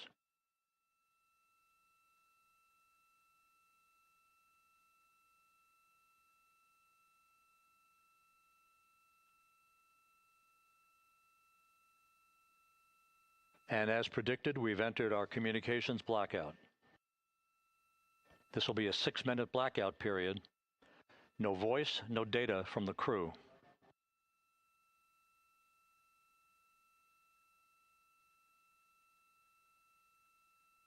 We're 30 seconds away from the anticipated point of peak heating on the vehicle, where temperatures will rise to about 4,000 to 5,000 degrees Fahrenheit.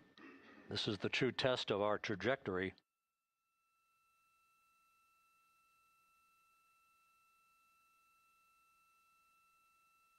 And from the G5 aircraft in the vicinity of the splashdown zone, this view of integrity. So that pinpoint of light shows the vehicle as it enters the period of peak heating in the Earth's atmosphere, the first tug of gravity being felt by Integrity's astronauts since their launch back on April 1st.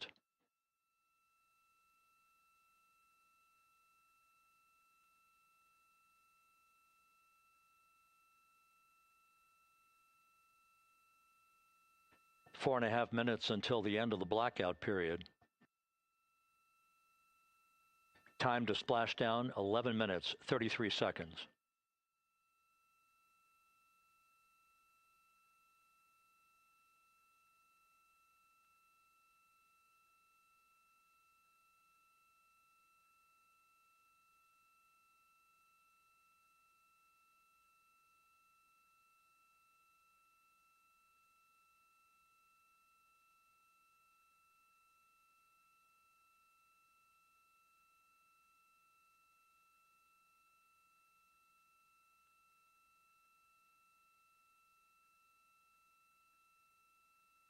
The landing and support officer reports that the P3 has acquisition on Integrity.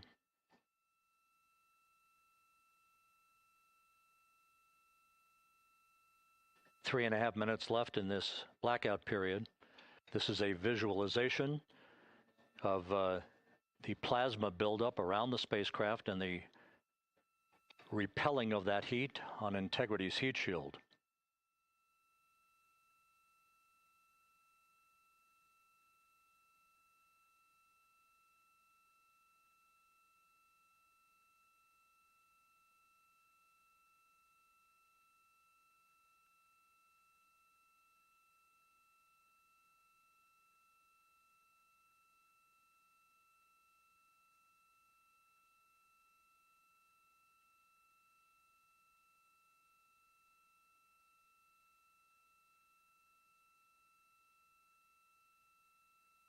Flight Dynamics reports that airborne assets in the vicinity of the splashdown zone do have a visual on Integrity. Still 2 minutes and 40 seconds left in our blackout period. Time to splashdown, 9 minutes, 35 seconds.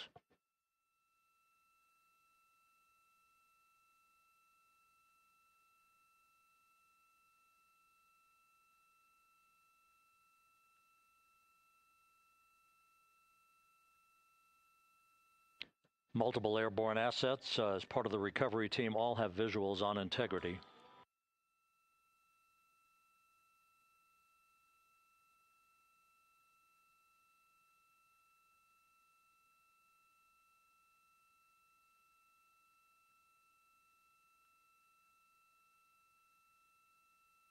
And the WB-57 flying in the splashdown zone also has a visual. And the Navy helos also have visuals.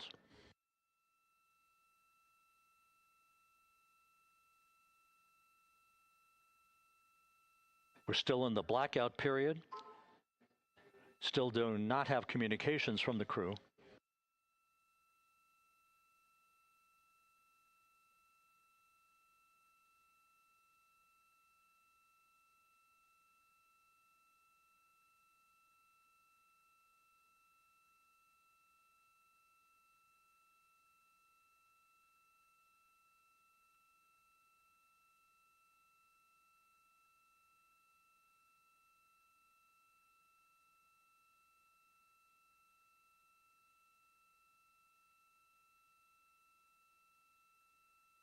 We're standing by for communications from the crew. We should be out of the blackout period less than a minute from now.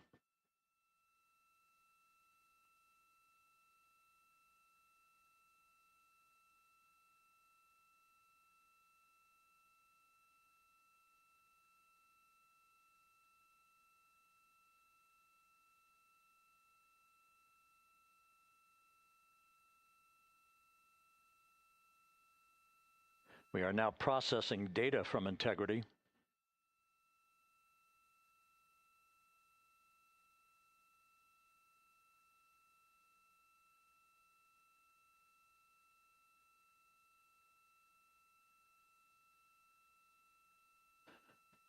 Landing and support officer reports the small boats are en route to the splashdown target zone.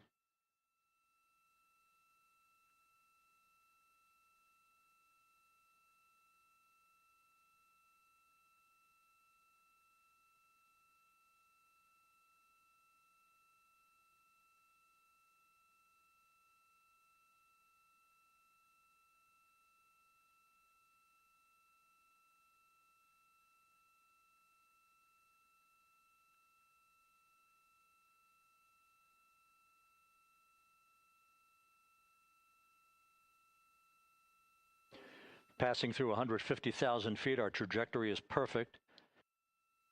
We're getting intermittent views of Integrity.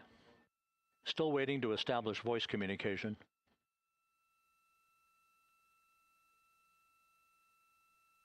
Integrity, Houston, comm check, post-blackout. Houston, Integrity, we have you loud and clear. Your trajectory is nominal, and your recovery teams have visual. Guidance looks good. No action for the enabled internal camera controller fail.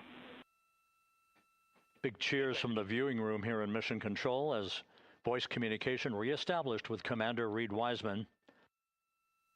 For America and a waiting world, Integrity is 5.5 minutes away from coming home.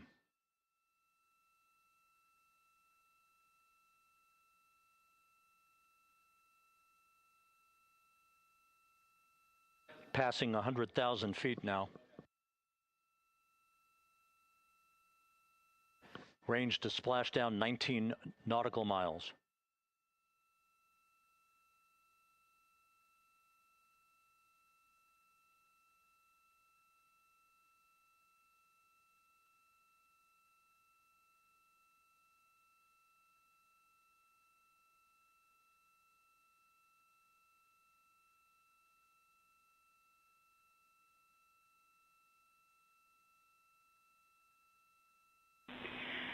Integrity, impact to the camera controller fail is no Cab 1 views of the chutes.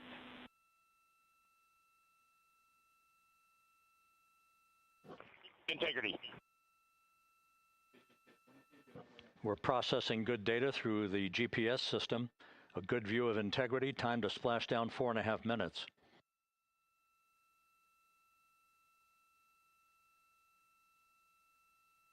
And a view of Integrity from the WB-57. We're at 50,000 feet.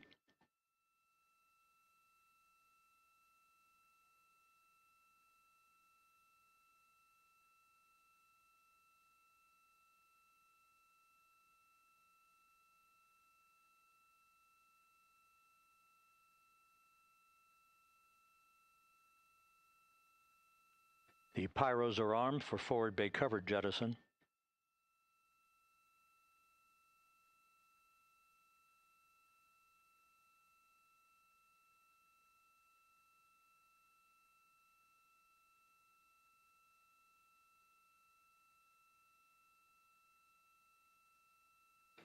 And there go the first series of parachutes, and we're on drogues. And Houston, we're visual 2 drogues out the window. 2 good drogue chutes. Next up. We copy, we see them. Next up, the deployment of pilot parachutes that will pull the main chutes out. Time to splash down 3 minutes and 10 seconds.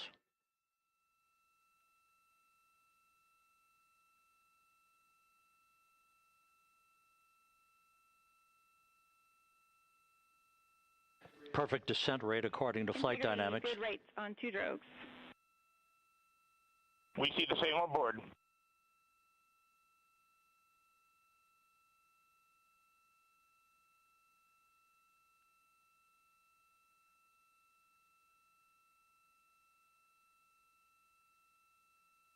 Passing through 10,000 feet, still on drogues.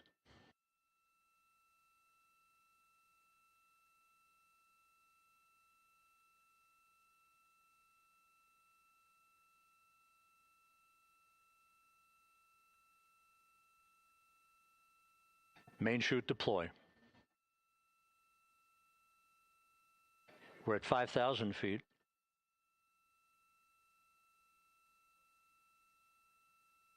Search and recovery beacon has been activated on integrity. And we have 3 good main chutes. Good 3 main chutes, good reefing, good descent rate. Good rates, and we see 3 good-looking parachutes.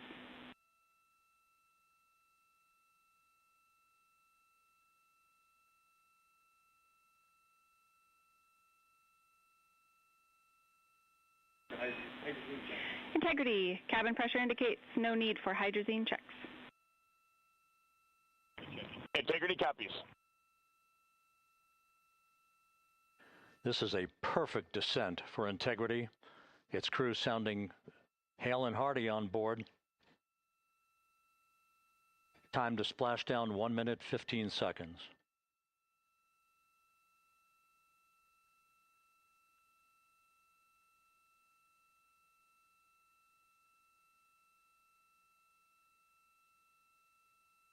Integrity about to complete a journey spanning 694,481 miles from its launch from the Kennedy Space Center back on April 1st, and a trip around the moon.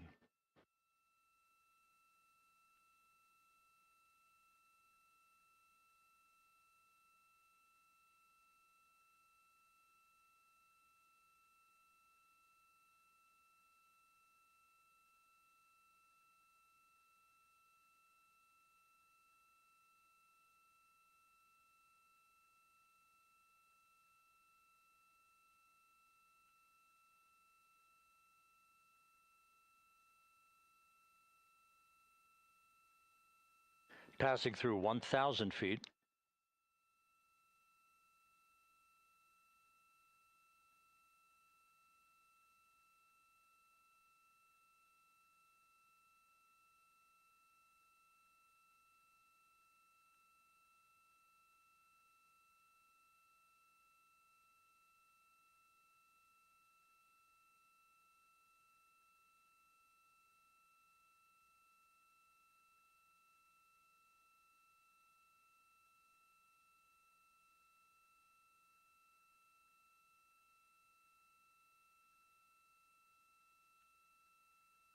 Houston Integrity, splashdown, sending post-landing command now. Splashdown confirmed. Copy splashdown, waiting on VLDR. Splashdown confirmed at 7:07 p.m. Central Time, 5:07 p.m. Pacific Time. From the pages of Jules Verne to a modern-day mission to the moon, a new chapter of the exploration of our celestial neighbor is complete. Integrity's astronauts back on Earth.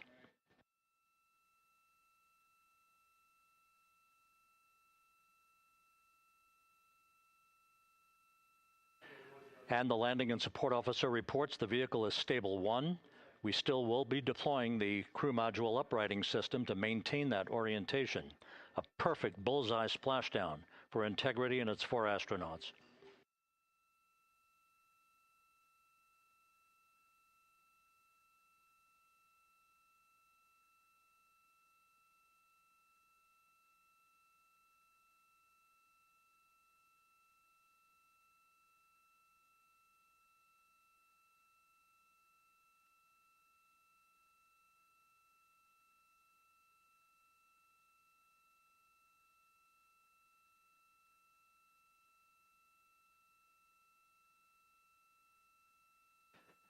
The unofficial splashdown time, 7:07 and 47 seconds p.m. Central Time. We'll get that refined for you.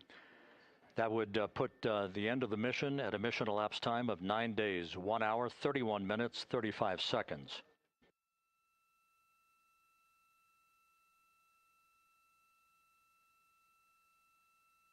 And we're configuring for very low data rate.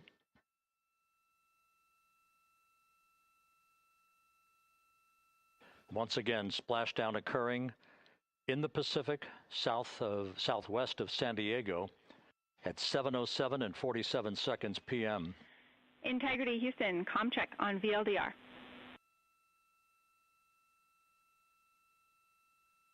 Houston, we have you loud and clear on VLDR. How else? We have you the same. We'll meet you over in post-landing. Perfect communications established. A journey. We are stable 1, 4 green crew members. Houston copies all. Reid Wiseman reporting 4 green crew members. That is not their complexion. That is the fact that they're in great condition. That's what that means.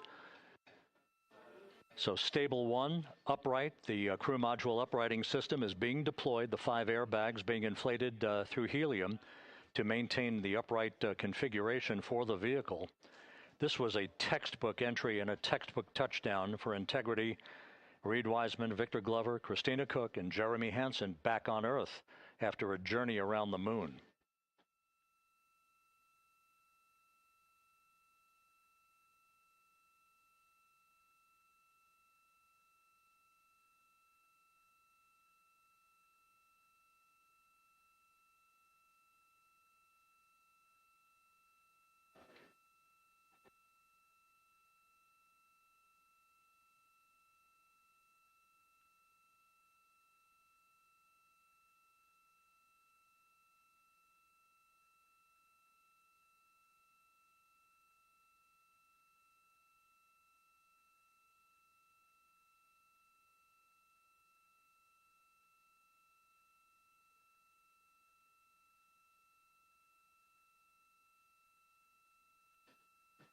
We continue to monitor the functioning of the CMOOS system. The airbags are being inflated to maintain a stable 1 or upright configuration. And there's a good view from one of the naval helicopters hovering overhead. Reid Wiseman reporting 4 green crew members, meaning they're all in excellent shape.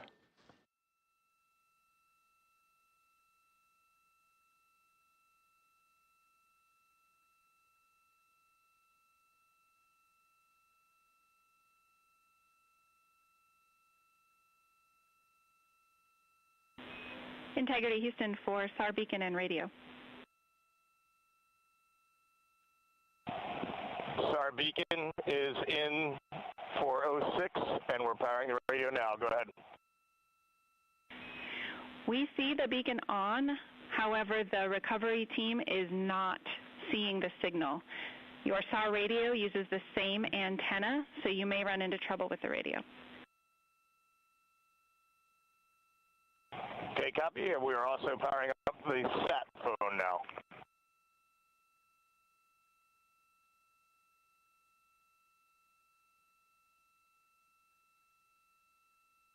So Integrity is in great shape, and as the crew continues its post-splashdown timelined activities on board, Reid Wiseman once again reporting that all 4 crew members are in excellent shape. And we have 5 inflated airbags to maintain an upright configuration so that the recovery team can now begin a slow approach to the vehicle. Meanwhile, here in the flight control room, Entry Flight Director Rick Henfling is polling his team of flight controllers for the start of powering down the vehicle after a thorough systems check. We have no toxic gases to be concerned about, so the recovery personnel can approach the vehicle, but not until we have powered down the spacecraft. That's expected to take a few more minutes.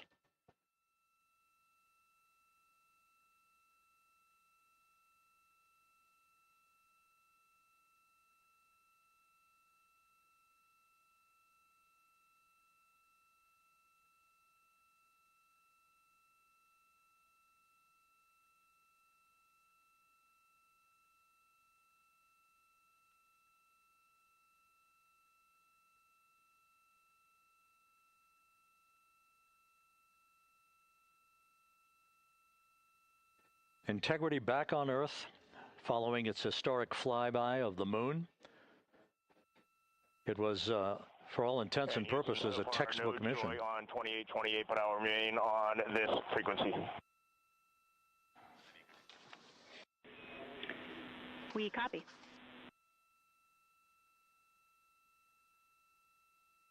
Reid Wiseman indicating some trouble with the SARSAT phone on board, but that's not an issue. What is more important is that the vehicle is solid. No issues as we begin the power down of the vehicle to begin the recovery process.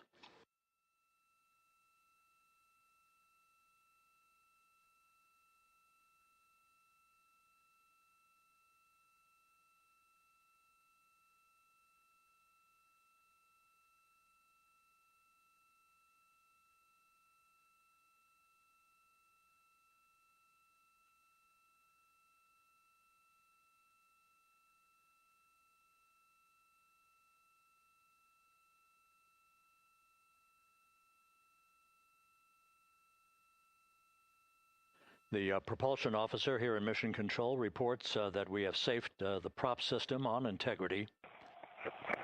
Can you say again? That was very weak and broken.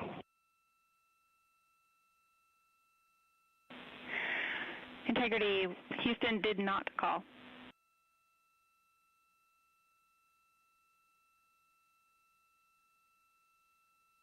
Copy that, Houston. It might have been on the SAR radio. Stand by.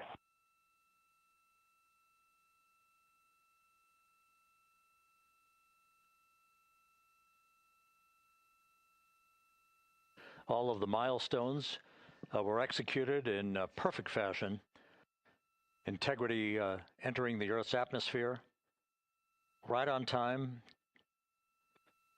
reaching its peak speed shortly after a blackout period began. We emerged from the blackout period, but the recovery imagery airborne assets were able to pick up Integrity's descent almost immediately through entry interface, tracking the vehicle all the way down. And finally, you saw the sequence of chute deployments. First, the forward bay cover being pulled off the top of the vehicle by a series of 3 parachutes. Then the drogue chutes were deployed, followed by the 3 main chutes that slowed the splashdown velocity of Integrity to just 19 miles an hour.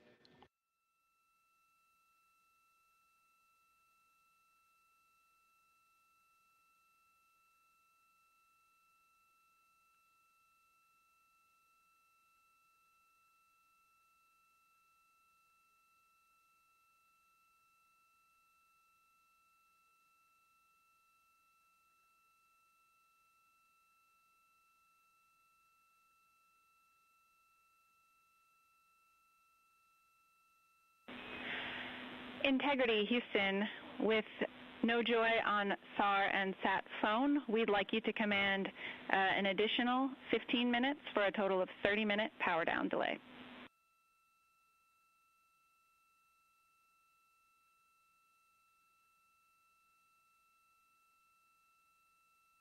All right, Jackie, we have selected T/D+30. No joy on SAR radio or sat phone. And stand by, we have the master diver on SAR radio. Please hold comms. Hey, Lily. Excuse me. Hey, Jackie, we just got the master diver on SAR.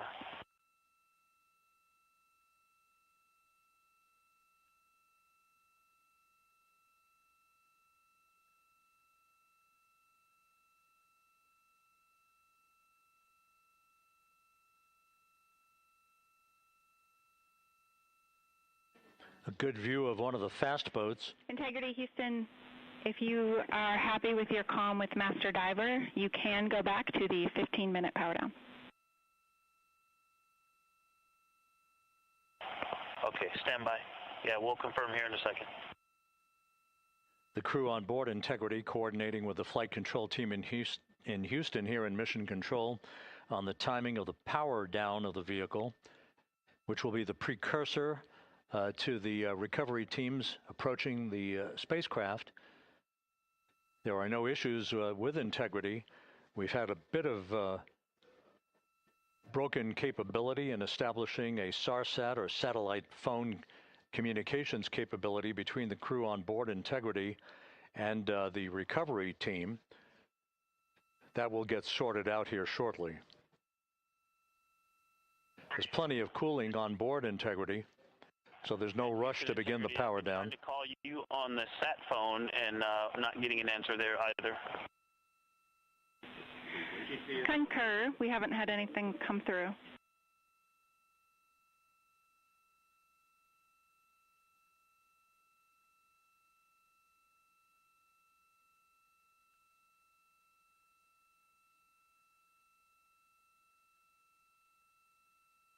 And Houston, if you could relay to recovery that we hear them, but it does not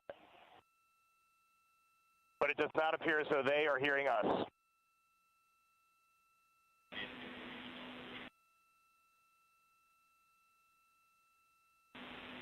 Houston copies, and Reid, just to confirm, you are pushing the PTT on the radio.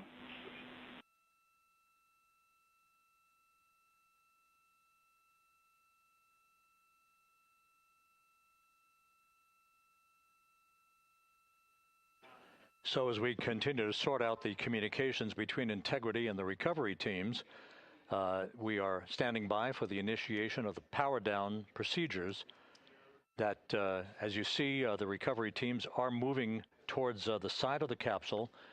The next major event will be the erection of that large inflatable raft called the front porch.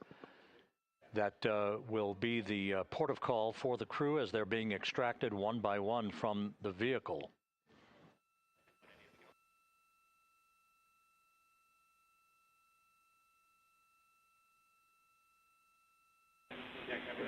Integrity, Houston, for sat phone, we are going to attempt to call you.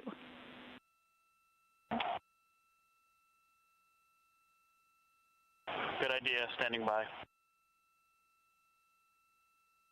And Jackie, yes, we are pushing the push to talk, the two buttons on the left side of the radio below the up-down arrows. We are utilizing them. I'm rebooting the radio to see if we get good comms.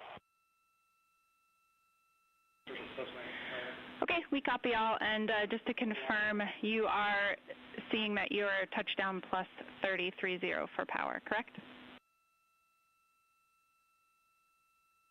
That's affirmative.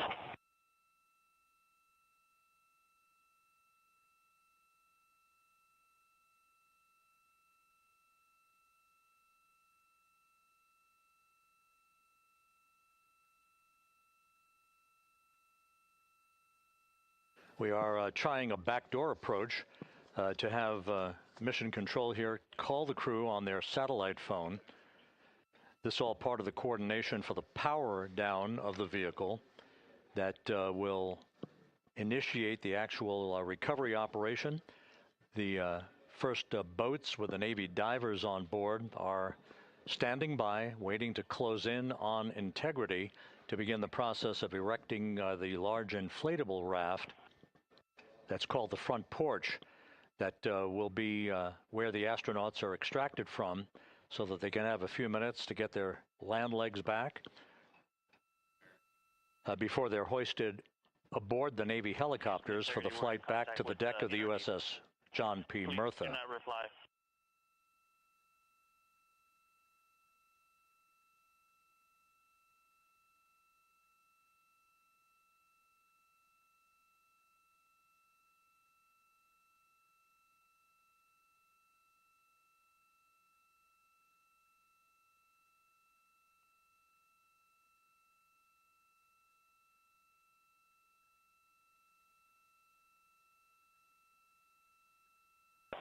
And Houston, please don't reply. NRD, very weak, but readable. Master Diver, we can hear, but they cannot hear us.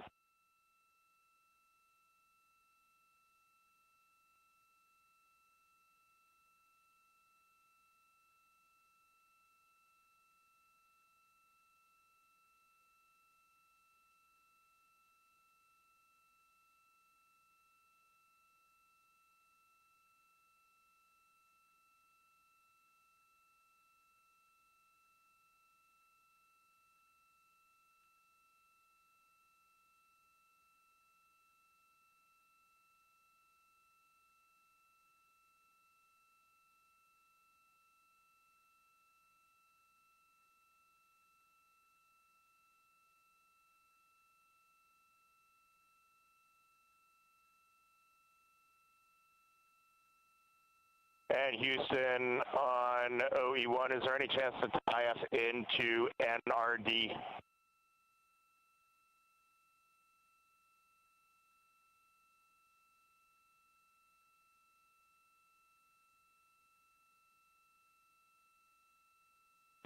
Checking.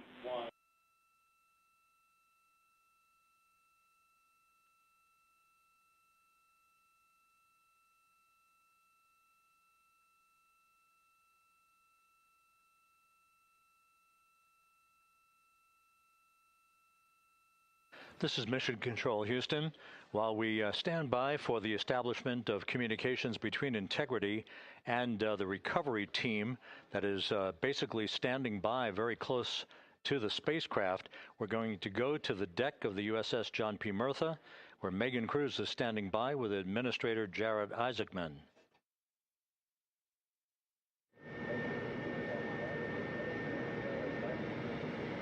Hey, Rob, yeah, just such an honor to be able to be here on the ship, to be able to share and experience this moment with everyone together. And of course, as you just said, yes, here with NASA Administrator Jared Isaacman. Administrator, how did you feel getting to witness this and seeing NASA at its best?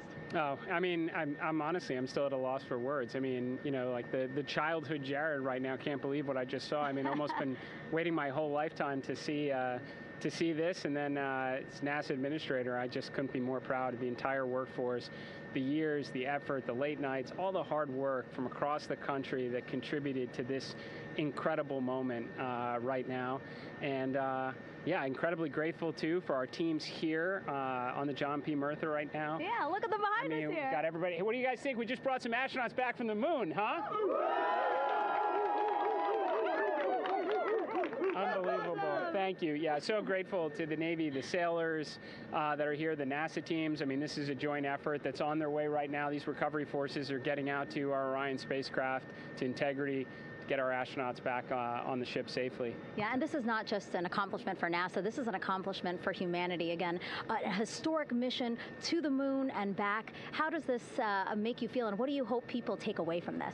Well, I'll tell you, you know, I think about the crew members that we've all had an opportunity to observe over the last 10 days, right? I mean, they're absolutely professional astronauts. I mean, wonderful communicators, almost poets. But then I think these were the ambassadors from humanity to the stars that we sent out there right now, and I can't imagine a better crew than the Artemis II crew that just completed a perfect mission right now. So yes, it's a huge moment for everybody, right? I mean, we are back in the business of sending astronauts to the moon, bringing them back safely, and to set up for a series more. I mean, this is not a once in a lifetime, which you hear sometimes around here. It's like, this was a once in a lifetime. No, it's not. This is just the beginning. We are going to get back into doing this with frequency, sending missions to the moon until we land on it in 2028 and start building our base. Yeah, are we going to build on the momentum for Artemis III? I mean, it's just around the corner. Absolutely. So, I mean, that's, you know, part of me too. Like, I can't wait to get the crew off of Integrity right now, but also getting Integrity back on this ship so we can start taking a look at it, because all that data is so precious to us right now. I mean, we are going to definitely want to take a good look at the thermal protection system. We're going to want to download all the data they couldn't transmit back to us and use that to inform Artemis III. But we're already making progress, right? You had SRB segments already showing up at KSC. Core stage for Artemis III is rolling out on April 20th. We're getting Mobile Launcher 1 back in vehicle assembly building. So yes, there is a lot to celebrate right now on a mission well accomplished for Artemis II, and at the same time, we got to start getting ready for 3. Amazing. And last question, you know, for people who joined us for all 10 days to see what we can accomplish together with our international partners, what do you think about the fact that we're going to keep doing this more and more and more? It's incredibly exciting. I mean, yes, it's the contributions, like the best and brightest across the NASA workforce from across the country, our industry partners, our international partners. We had a Canadian Space Agency astronaut on board in Jeremy. We had the European Service Module. And you think, in the days leading up to this launch, I mean, 48 hours prior to launching Artemis II, I was meeting with the Italian Space Agency. We signed a memorandum of understanding to build a habitation module on the moon. I mean, you have countries, all of our allies and partners coming together saying, saying we are committed to this effort. We are returning to the moon. We're doing it to stay. We are building that enduring presence. We are going to master the skills on the surface of the moon so someday we can undertake missions to Mars. It's just an incredibly exciting time, and we're not going at it alone. We're bringing everybody along with us. Absolutely. And speaking of everyone, one more time, we're going to ask the crew here, you guys ready to land on the moon? Awesome. I love that. Okay, well, thank you so much, Administrator. Appreciate you being here. We're, of course, going to stay on to watch the crew get extracted from Orion, so stay tuned, and we'll see you back here shortly.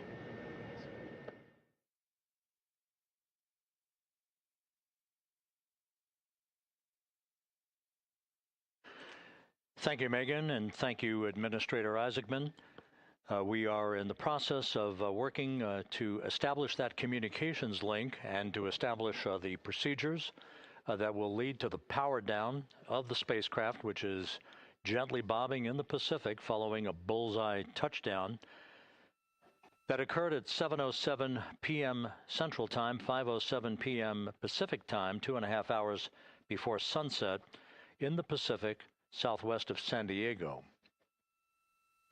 We have once again heard from the crew during that interview opportunity with the administrator, and we have 4 healthy crew members on board.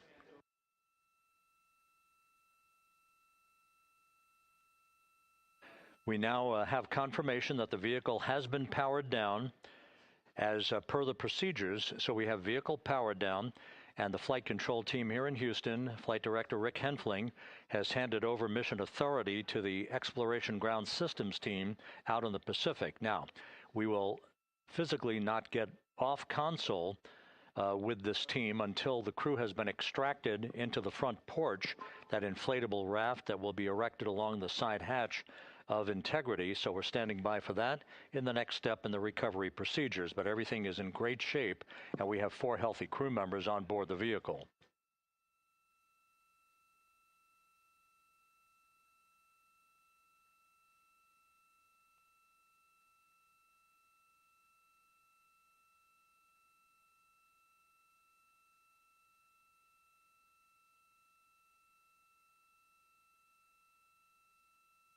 All of the entry events went by the book, no issues, perfect trajectory for Integrity that was culminated with one final raise burn to improve the angle of attack for the vehicle as it entered the Earth's atmosphere. All of that flight dynamics computation worked like a charm.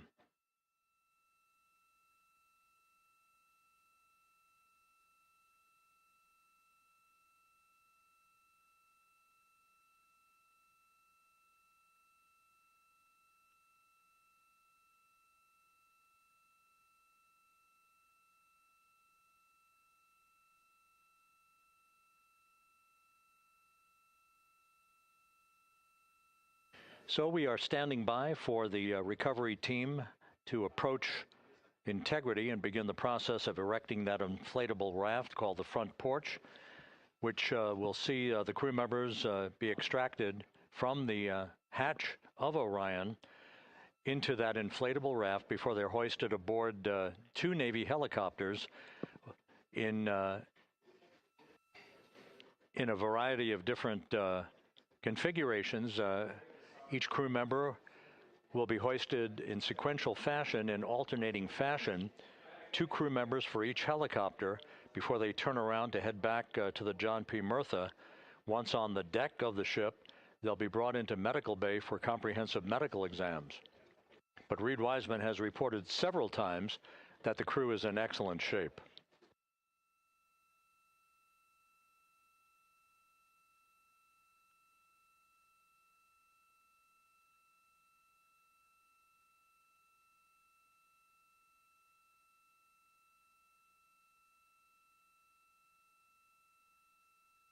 So just to recap, it has been some 26.5 minutes since the splashdown of Integrity in the Pacific. The vehicle is in excellent shape. It performed like a champ all the way down through the Earth's atmosphere.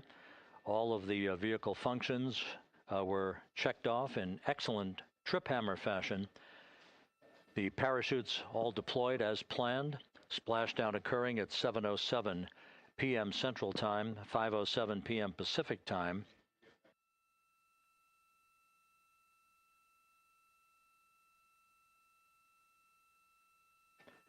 And after a bit of a tussle to try to establish a communications link with the recovery team, we were finally able to run through the procedures for the powering down of the vehicle.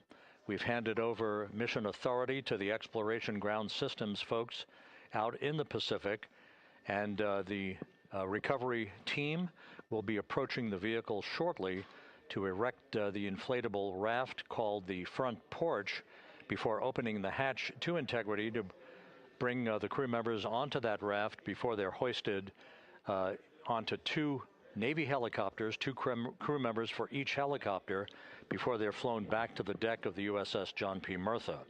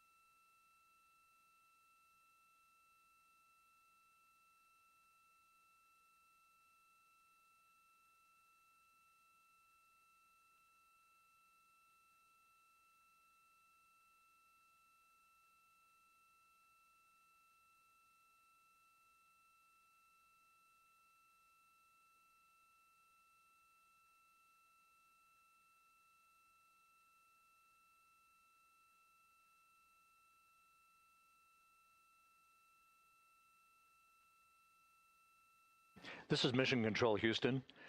After talking to the flight dynamics folks, we have a bit of a refinement on the splashdown time for you. Their computation shows a splashdown time of 7:07 and 27 seconds p.m. Central Time, 7:07 and 27 seconds p.m. Central Time.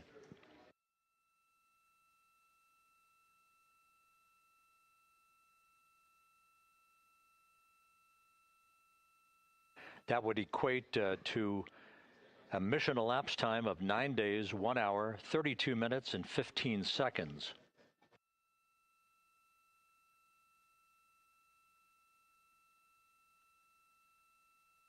Once again, from Flight Dynamics, a splashdown time of 7:07 and 27 seconds p.m. Central Time. That would equate to a mission elapsed time of 9 days, 1 hour, 32 minutes, and 15 seconds.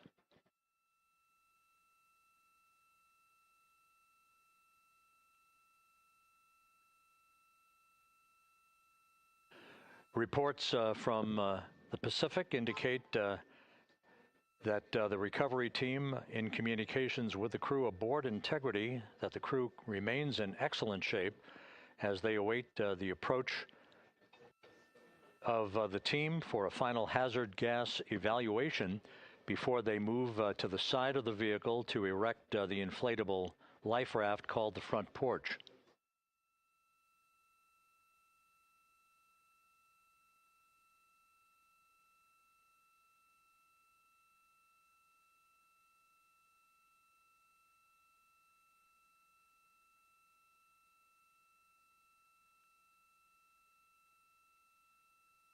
Again, no issues with Integrity. The vehicle is powered down.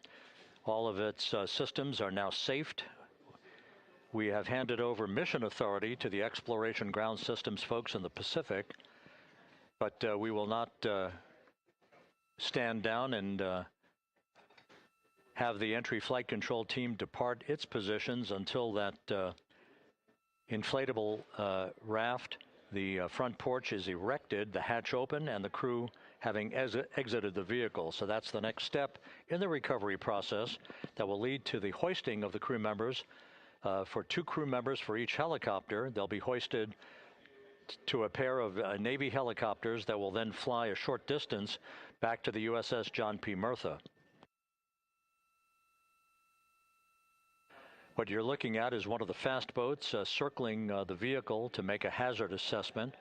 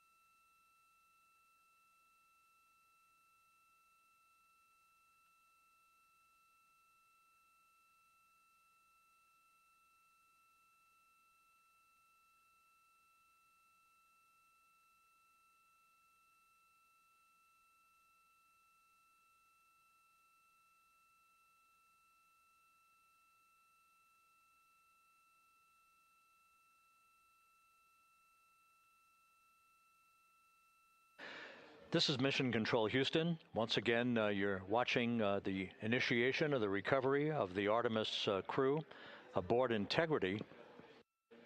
All of the Navy divers and the fast boats are now approaching the spacecraft after conducting a hazard assessment.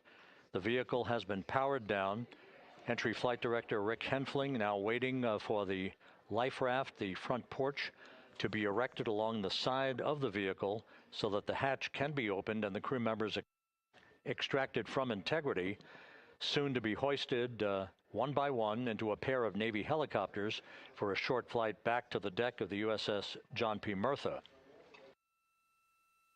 If you missed it earlier, we talked to Flight Dynamics and received a more official touchdown time or splashdown time, as it were, of 7:07 and 27 seconds p.m. Central Time, 5:07 and 27 seconds p.m. Pacific Time. That would equate to a mission elapsed time of 9 days, 1 hour, 32 minutes, and 15 seconds.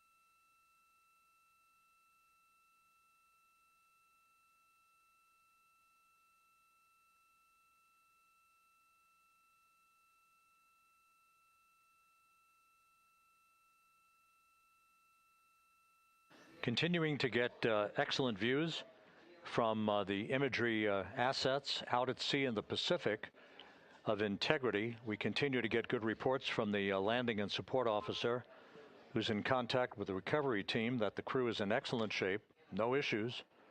They're just currently biding their time, waiting for the front porch to be erected. We have no hazardous hazard gases and no hazardous situation with the vehicle. It performed perfectly all the way down from entry interface to its splashdown in the Pacific at 7:07 and 27 seconds p.m. Central Time. And as you can see, the first phalanx of recovery personnel now pulling up alongside of Integrity.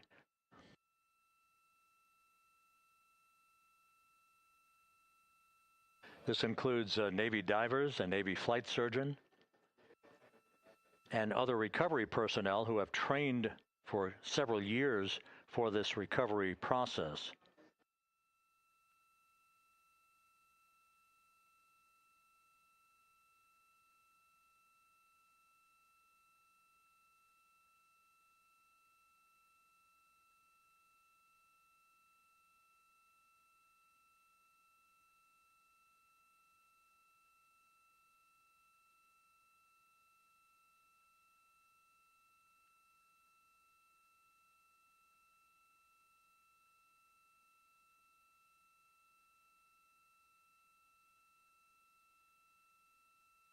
At this hour, some 41 minutes following splashdown, The vehicle has been powered down. There's no hazardous gas emanating from the vehicle. That's why the first team of recovery personnel has been able to pull alongside Integrity. And the reports continue to come in that the 4 astronauts are in excellent shape.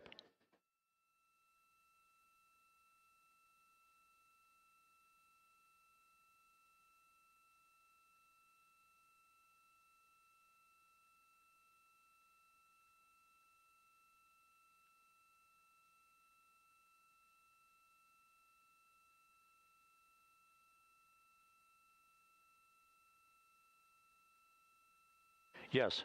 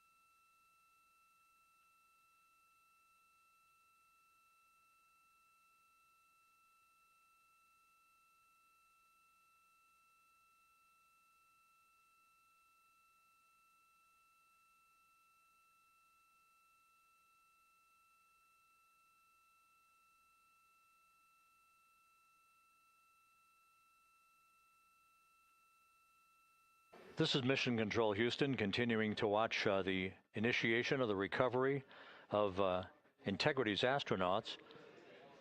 One by one, they'll be brought out of the spacecraft onto a large inflatable raft just a short time from now. In the meantime, we can go back to the USS John P. Murtha, where my colleague Megan Cruz is standing by to provide her situation report. Megan, can you hear us?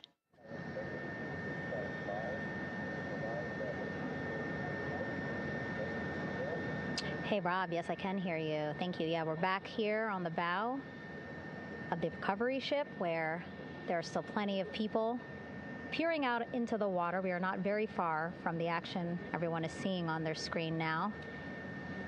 The Orion spacecraft, Integrity, in the ocean, surrounded by a number of recovery boats.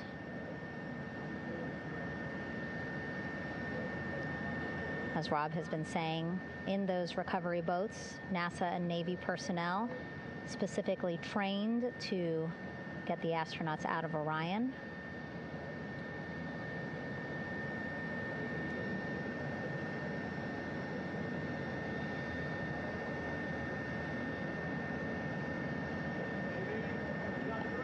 In some of our wide shots, you can probably see that there are 6 boats out in the water. More than 40 people out in the water right now on those boats.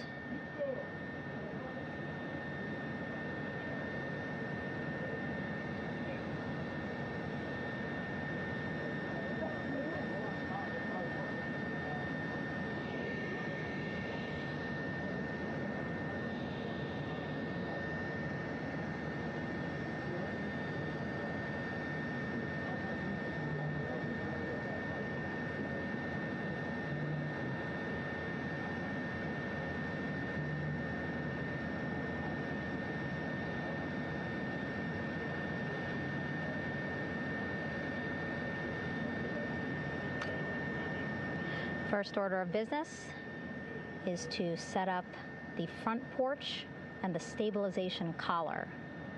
You might also hear it referred to as a stab collar. Basically just to make sure that Orion stays upright, doesn't sway in the water too much, again, to make it easier for recovery forces to get the astronauts out.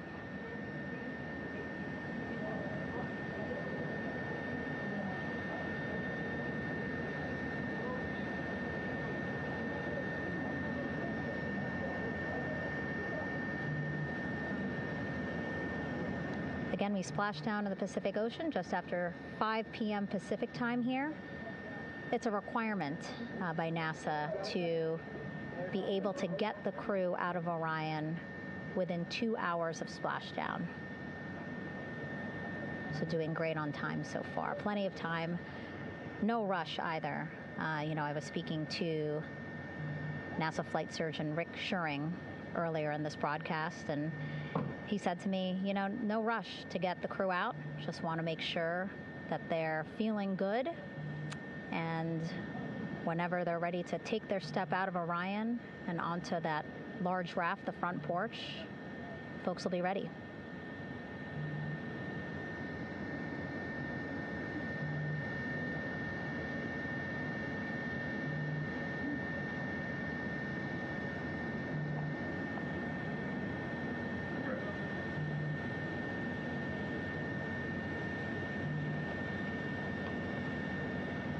And as there are mission audio loops in Mission Control in Houston, there is a mission audio loop here on the ship, and it was just reported out that the side hatch is open. Side hatch of Integrity is open. You're getting these beautiful shots from our aerial assets. The ship itself, where I'm on, just 3,000 yards away. Again, plenty of people on the boat here, glued to the side closest to where they can see all this action. And again, with just 3,000 yards separating us, great views from the bow here.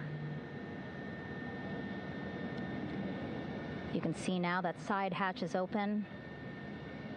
One of the Navy personnel is about to get inside there.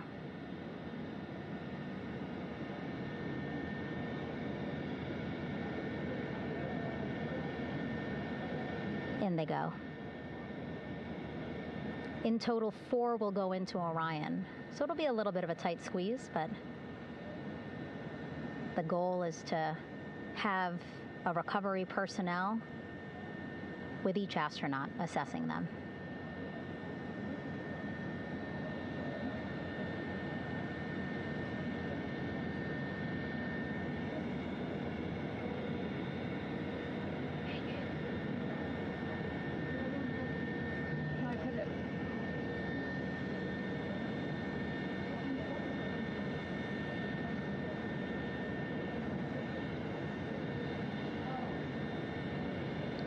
Boats getting closer now. Again, that one that's right up against Orion, those are the divers that will go in to the spacecraft to check on each of the astronauts. These other boats will begin doing a number of things, putting on that stabilization collar onto Orion, building that front porch. Eventually, they will retrieve the parachutes, as well as tow Orion back to the well deck of the recovery ship here.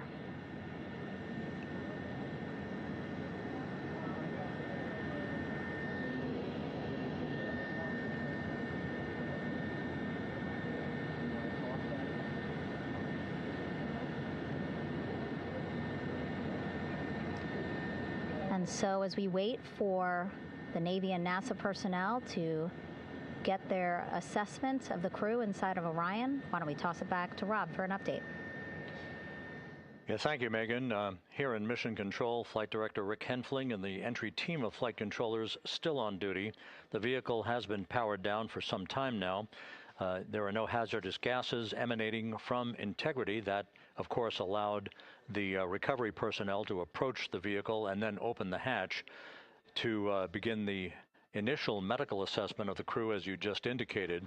Now we're standing by for the erection of that inflatable raft, the front porch, alongside of the vehicle that will enable the crew to be extracted one by one onto the raft, have a moment or two to get their land legs back before they're hoisted into 2 hovering Navy helicopters, 2 crew members for each helicopter, for a short flight back to the deck of the USS John P. Murtha.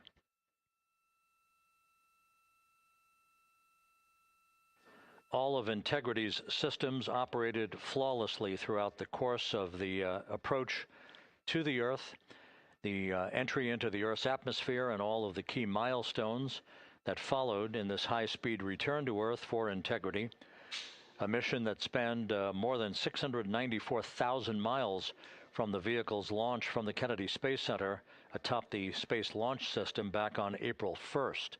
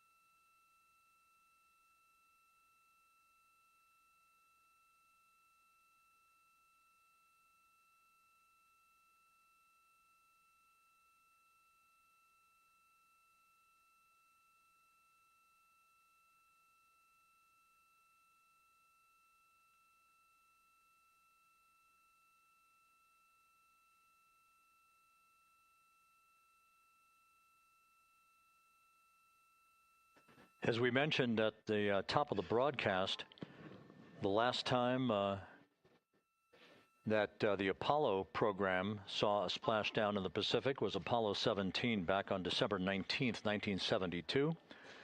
So for the first time in some 53 and a half years, we have reenacted that with the arrival of Integrity's astronauts as they flew around the moon in that historic lunar flyby that began with a trans-lunar injection burn that took them out of Earth orbit following 24 hours of a high Earth orbit trajectory. The high Earth orbit trajectory enabled flight controllers here to have a full 24 hours to evaluate the systems on Integrity and the condition of the crew before they would commit to flying to the moon.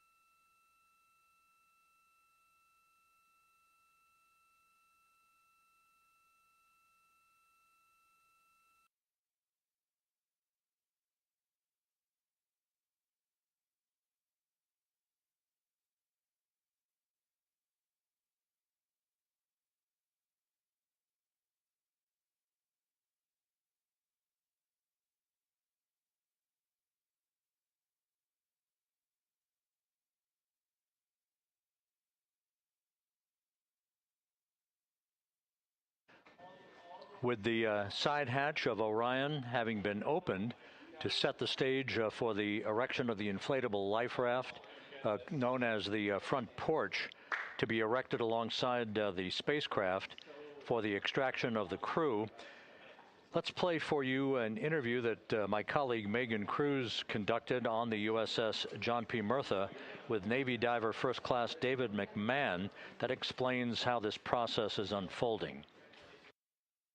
Okay, Davey, so you and some of your team, one last look over of the stabilization collar, correct? Yes, ma'am. Okay, so what is this stabilization collar? This is what's going to stabilize the capsule out there in the ocean. We don't know how good the weather or the waves will be that day, so this will help prevent any unnecessary occurrences from happening, stabilizing the capsule and the astronauts inside. So basically this is a float that will go around Orion. I'm assuming that what they're doing right now, these are the lines that will attach the collar onto Orion? That is correct. And so what are they doing here? So we've got the lower line that will secure the inflation device before we inflate it. That gives us the go-ahead that it's secure in its space, and then we'll inflate it. And then once that is done, we'll undo all the carabiners and get this orange line on top tied in the same fashion.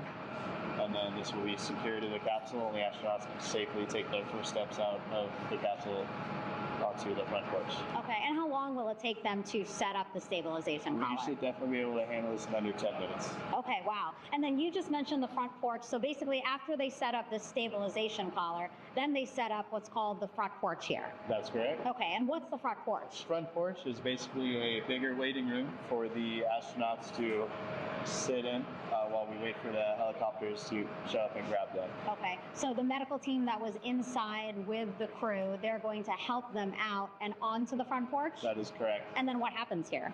We have higher trained medical personnel also on board the front porch that will give them lookovers and just make sure they're okay while we wait for the helicopters to show up. Okay. How does it feel, I mean, your team, you, to be part of a mission that's returning astronauts from the moon in more than 50 years? We all feel extremely honored to be a part of this, as well as a bigger mission for the Navy and joining up with NASA to do great things. Mm-hmm. And do you feel like you and your team are ready? Yes, very ready. Cool. All right, thank you so much. Thank you.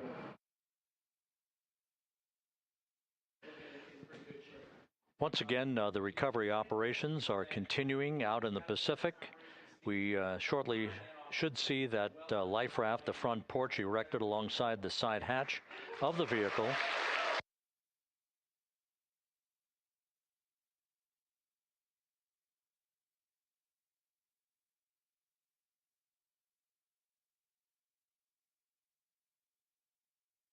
A number of flight controllers have come into the flight control room to receive congratulations from Entry Flight Director Rick Henfling.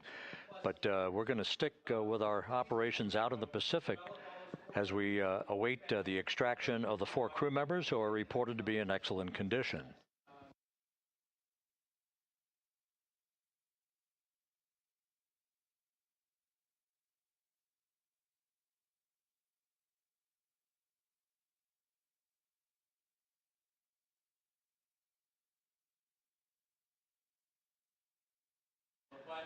Again, while we stand by for that front porch to be erected alongside of the side hatch of the vehicle, let's go back to the USS John P. Murtha and Megan Cruz. Megan?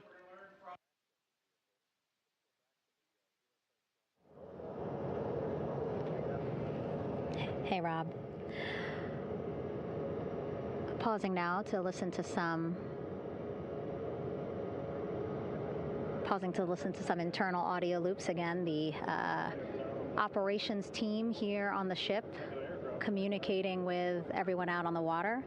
It seems like currents are hindering them a little bit from unfurling and inflating the stabilization collar as well as the front porch. But again, the requirement to get the crew out within 2 hours of splashdown, plenty of time. So no concerns just yet. But as calm as the water looks, yeah, it looks like it's hindering the teams just a tad.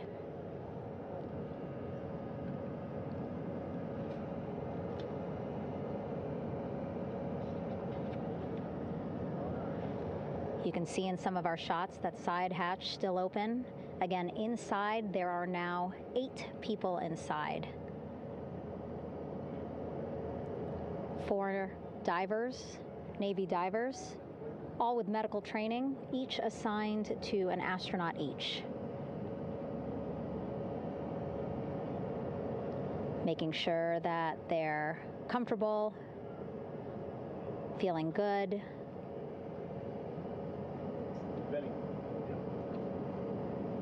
As you've heard us say in the broadcast, you know, they expect a little bit of discomfort. Again, these astronauts just traveled back to Earth at 25,000 miles an hour, a nearly 695,000-mile journey around the moon. If you think you get carsick.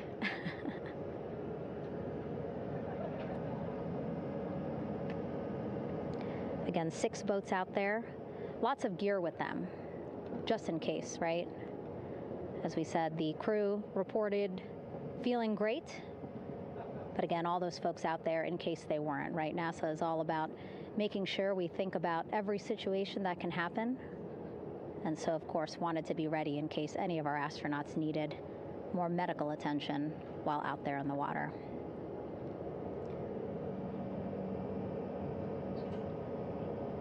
You see now teams, again, trying to set up the stabilization collar and front porch for the crew to get out of Orion. They need both, right? The stabilization collar will keep Orion from swaying as you see it is doing now.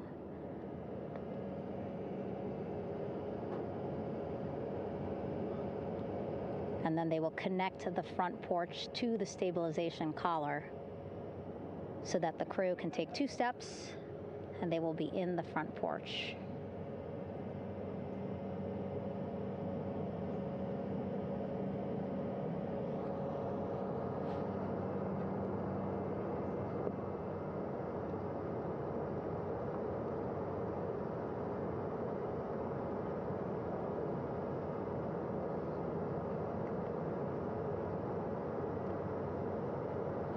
Not a lot of chatter on the mission audio loops. That's a good thing. Again, things proceeding pretty nominally, even if they're fighting some currents out there on the Pacific Ocean.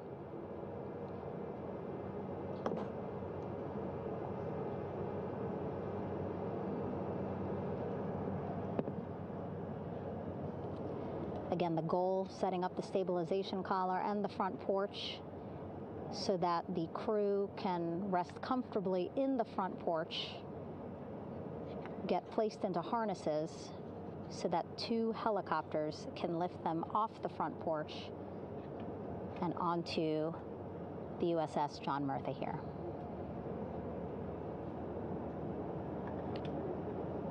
The helicopters are going to take turns picking up an astronaut. So again, Helo 1 and Helo 2.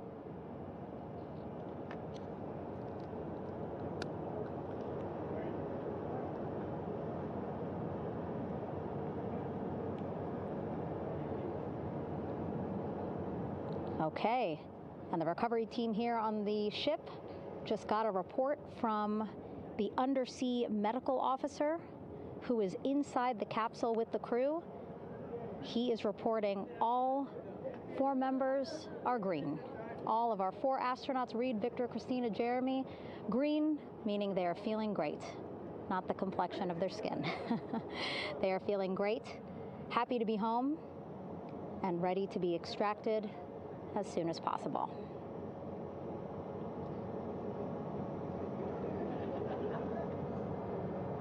And so, as I was saying, we have 2 helicopters circling the activity you're seeing on the water right now. Each will take turns picking up an astronaut. So Helo 1 will come on in, hover above the front porch, about 40 feet above the front porch.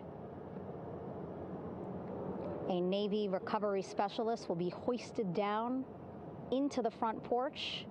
The restricted maneuvering doctrine is in effect. Will connect to the first astronaut, which we're expecting to be Christina. And then Helo 2 comes around, picks up Jeremy, while Helo 1 stays above head, and then Helo 1 will come back in for another astronaut, and then Helo 2 for the last astronaut, and then back to the flight deck here on the recovery ship.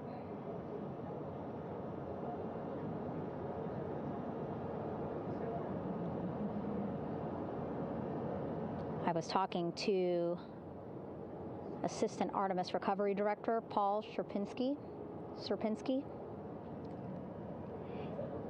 He said helos are a much quicker, safer way to get on board.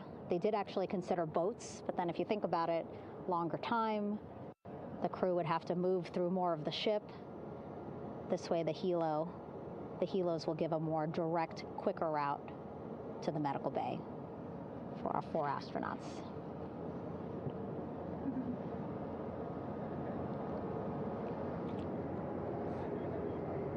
Beautiful shots from our aerial and imagery teams.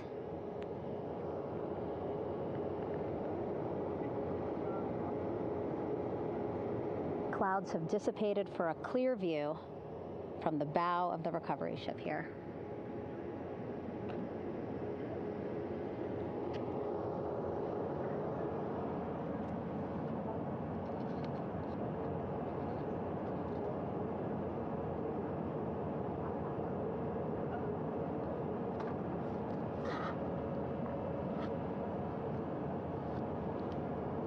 You can still see divers in the water there. Encircling Orion, that is that stabilization collar we've been telling you about. As you saw in that interview just a few minutes ago, they have to first connect it to Orion, and then once it's secured onto Orion, they can inflate it, and then they'll further secure it with other harnesses and lines.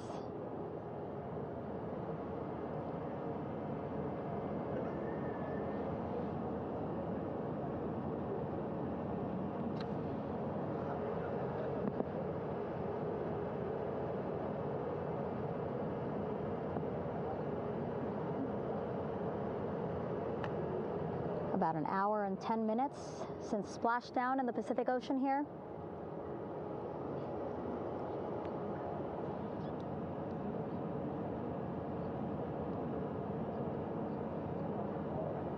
Reid, Victor, Christina, and Jeremy back home after a history-making mission to the moon and back.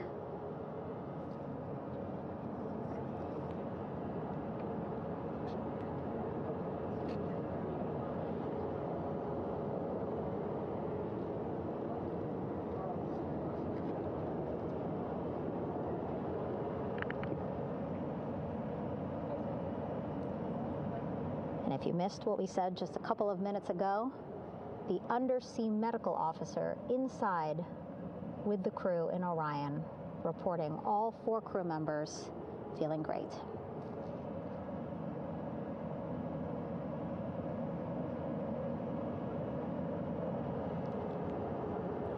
Progress being made there on the stabilization collar. It looks like they are beginning to inflate it.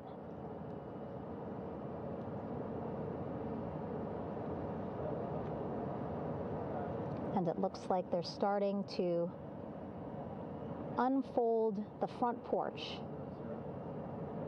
in order to get that into the water here shortly and inflate that as well.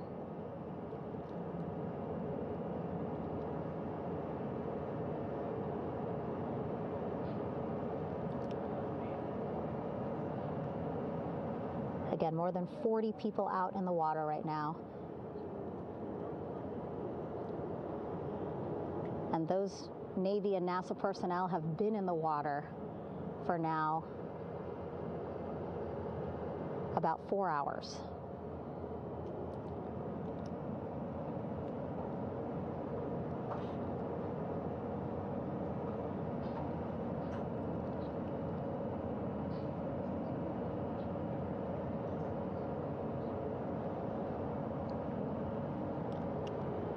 The reason why they had to get out so early is just to stage everything. And actually here on the ship, when there are flight operations happening, you can't have anything else, right?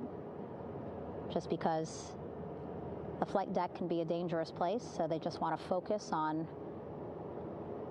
planes coming and going from the ship, so that's why they wanted to get the boats in the water to make sure that they have all the time they needed for the flight ops. And then the same crew here out in the water, they will stay out in the water for a number of hours after we recover the crew and get them back on the ship, because then they have to recover Orion.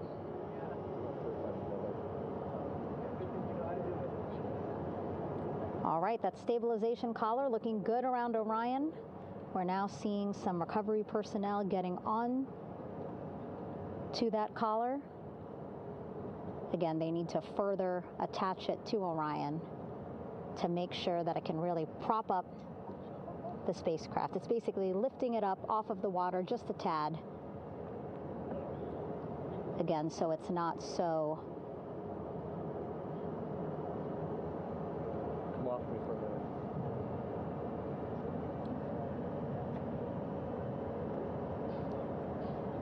so it doesn't sway so much in the water there.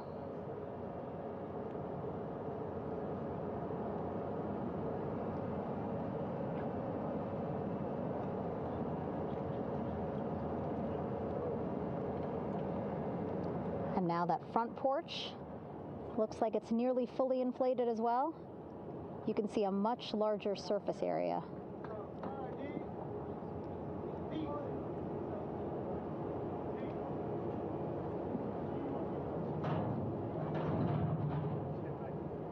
And so once the crew get out of Orion, they can stretch their legs a little bit on this front porch, get some fresh air.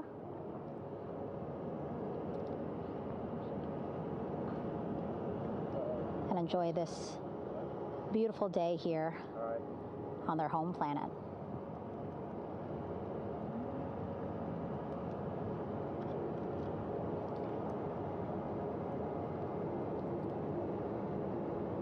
It appears teams now are about to connect the front porch to the stabilization collar.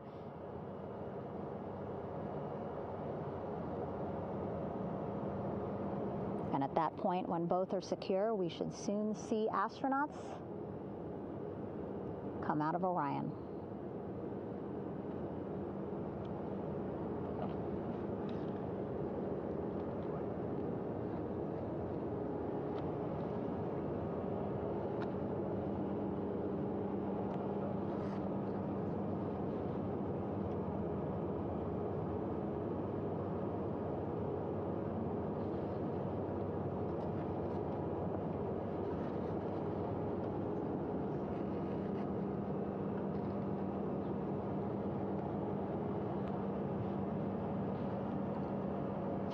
All these views you see also being fed to the Landing Force Operations Center here on the ship.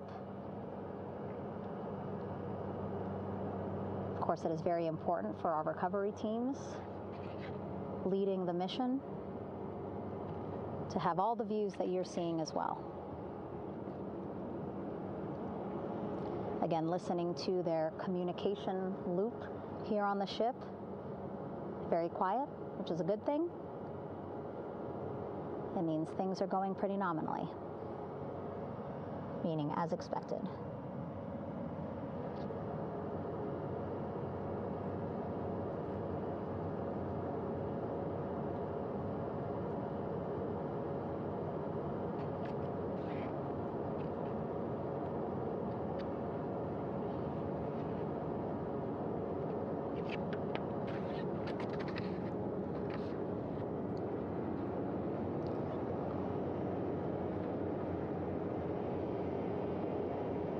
Again, all this activity happening just 3,000 yards away from the ship. So that means this will be a very quick flight back on the helicopters for the crew.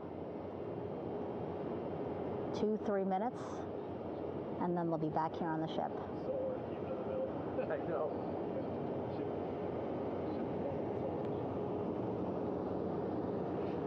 Okay, saw a thumbs up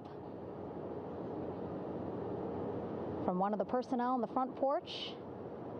It looks like they are now getting ready to deploy what they call the Air Rescue Vest, ARV. And so this is the harness that each crew member will get into in order to be hoisted into the helicopters. Again, those helicopters hovering just about 40 feet above the front porch when they're ready to pick up each crew member.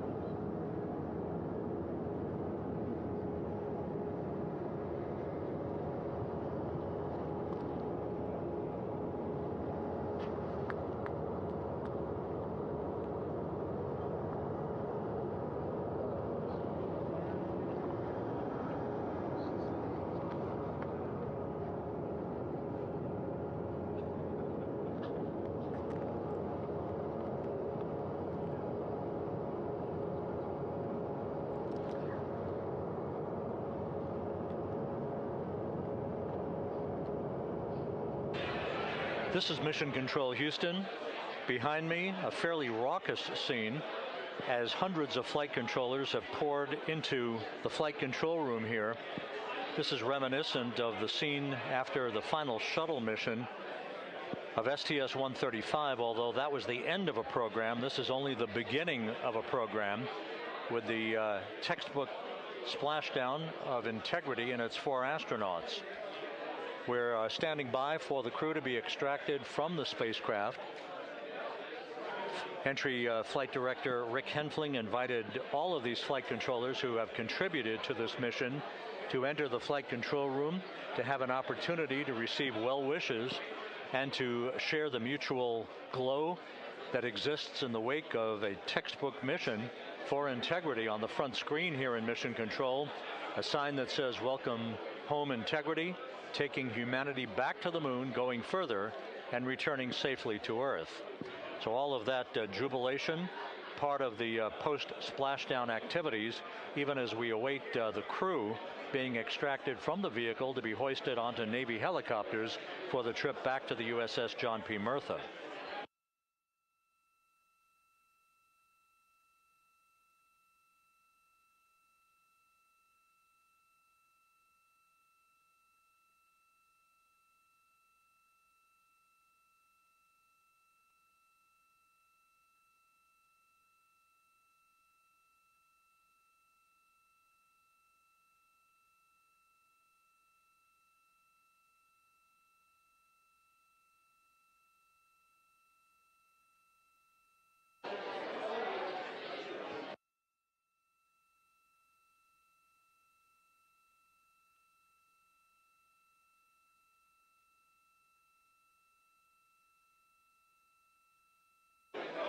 Once again here in Mission Control, this view of the Artemis Flight Control Room, known as the White Flight Control Room. This is the old shuttle flight control room, and now is the home of Artemis missions to the moon and beyond.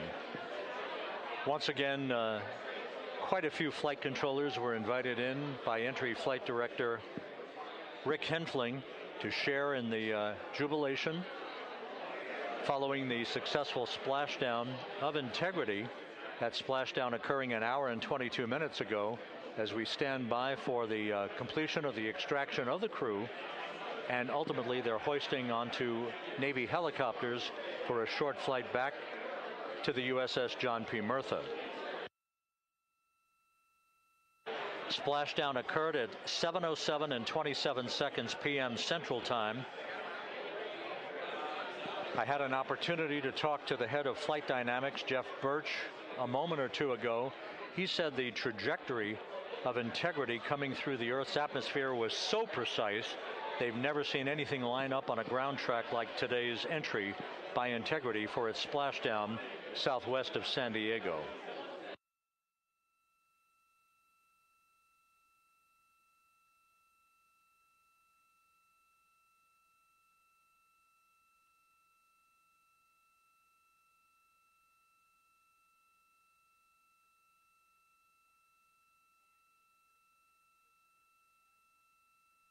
And the initial, you can hear it.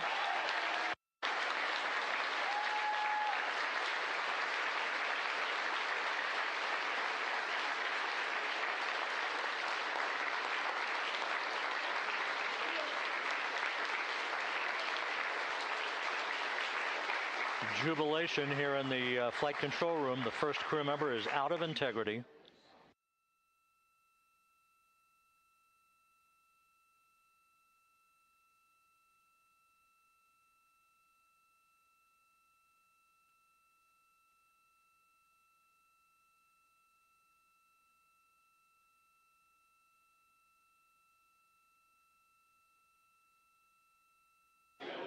We are expecting the other crew members momentarily to be extracted.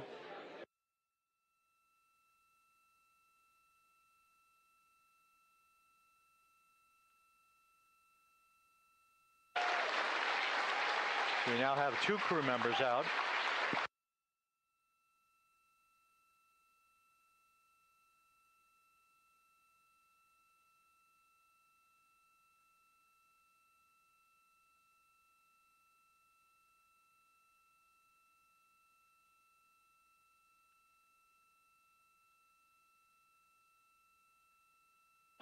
Two crew members out, 2 to go.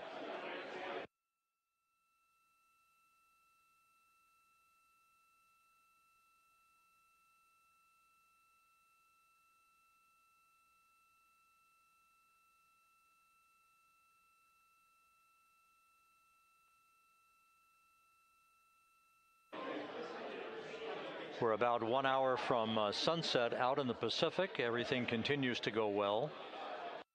Integrity's systems function perfectly during its entry back to Earth. And Reid Wiseman, the commander who will be last out of the vehicle, reported that all the crew members were feeling very well.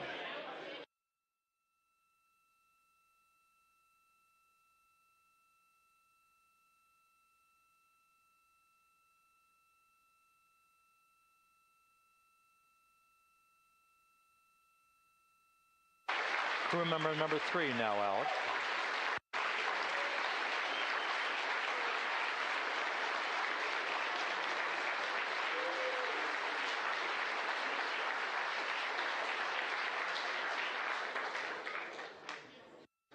And now standing by for the commander, Reid Wiseman, who will be last out of his ship. Bobbing in the Pacific under almost ideal conditions, Integrity spanned 694,000 miles during its journey from launch to splashdown.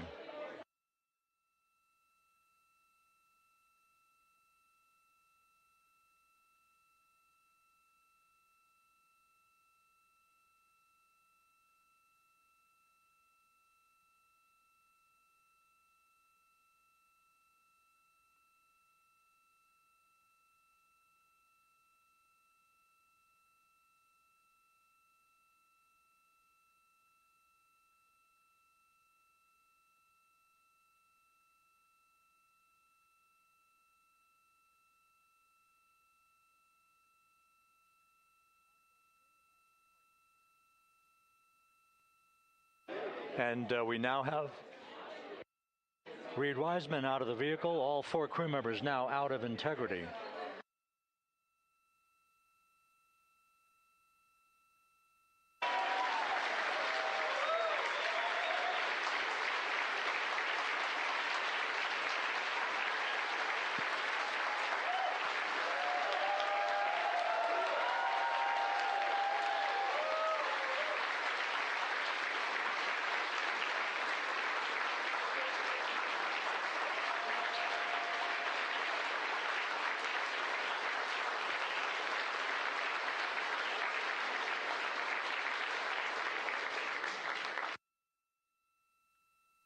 Once again, all 4 crew members now on the front porch, and the procedure to begin hoisting them up to these 2 Navy helicopters hovering overhead will begin shortly.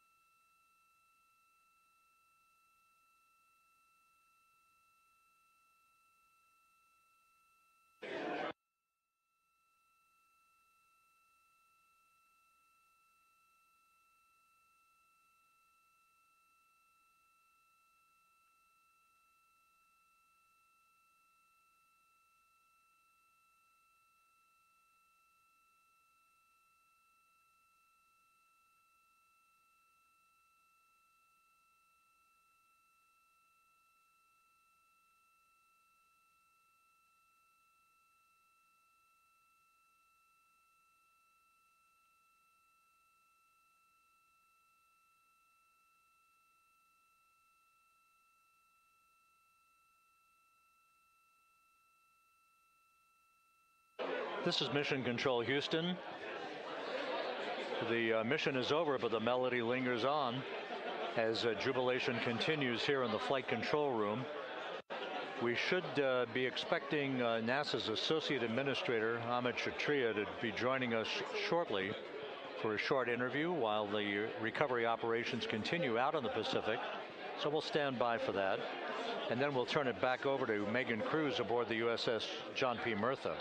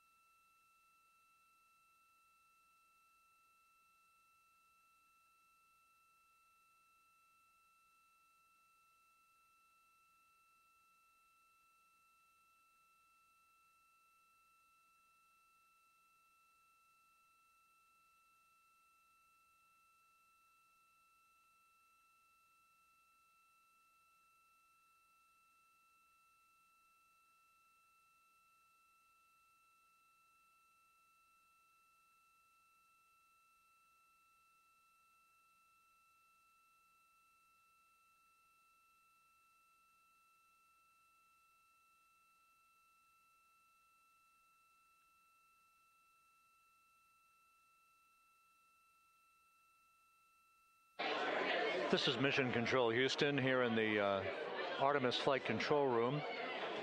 A number of flight controllers basking in the glory of the successful end of this mission that carried 4 astronauts around the moon on a lunar flyby, and the first test flight of Orion with crew members on board. Splashdown occurring an hour and 32 minutes ago after a flawless descent back into the Earth's atmosphere for the vehicle. Its 4 crew members in good shape, simply enjoying their time right now on the front porch, as it were, the inflatable raft alongside of their Integrity spacecraft.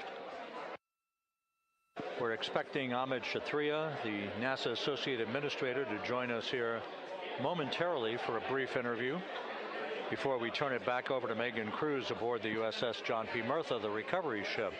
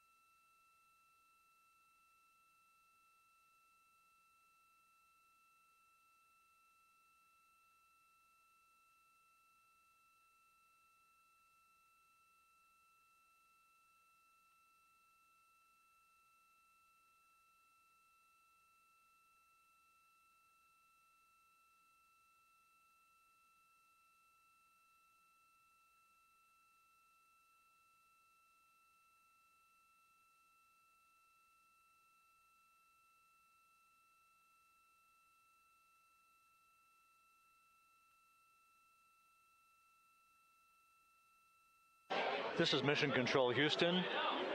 We're about an hour and 34 minutes since the textbook splashdown of integrity in the Pacific to bring home our astronauts. And with us now is Amit Kshatriya, the NASA Associate Administrator. Amit, a little bit of history made tonight, a little bit of history made over the past few weeks. Your thoughts as this team here basks in the glow of what they just accomplished?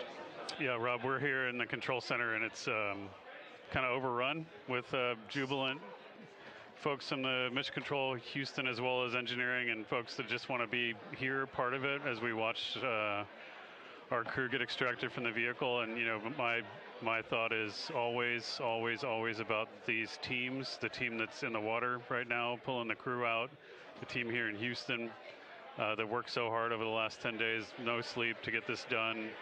You know, we still have some work to do to get the crew to the med bay here on the ship. They all look great coming out, so hopefully that won't be too long. You know, I think we saw the administrator on the boat too, giving his thanks to the Navy team on the Mirtha, which they're just an incredible group of sailors. I was able to visit with them a couple weeks ago. And then if you pull it all the way back to the workers and the folks that joined the rocket at Michoud, that made the heat shield tiles that held together tonight, that stacked the vehicle in Florida, that integrated the vehicle in Denver, that fired the engines in Stennis, that fired the boosters in Promontory. I mean, this is the entire team, you know, coming together and being tested by the environment that this machine went through, and they did it right. The work was good. They did it right. You've said in a number of briefings, of course, and in other forums that this is just the first step. The cadence has to step up, as the administrator has indicated. Now, it's a little early for the full report card on how Integrity did, but did this mission ultimately, from your eyes view, exceed expectations?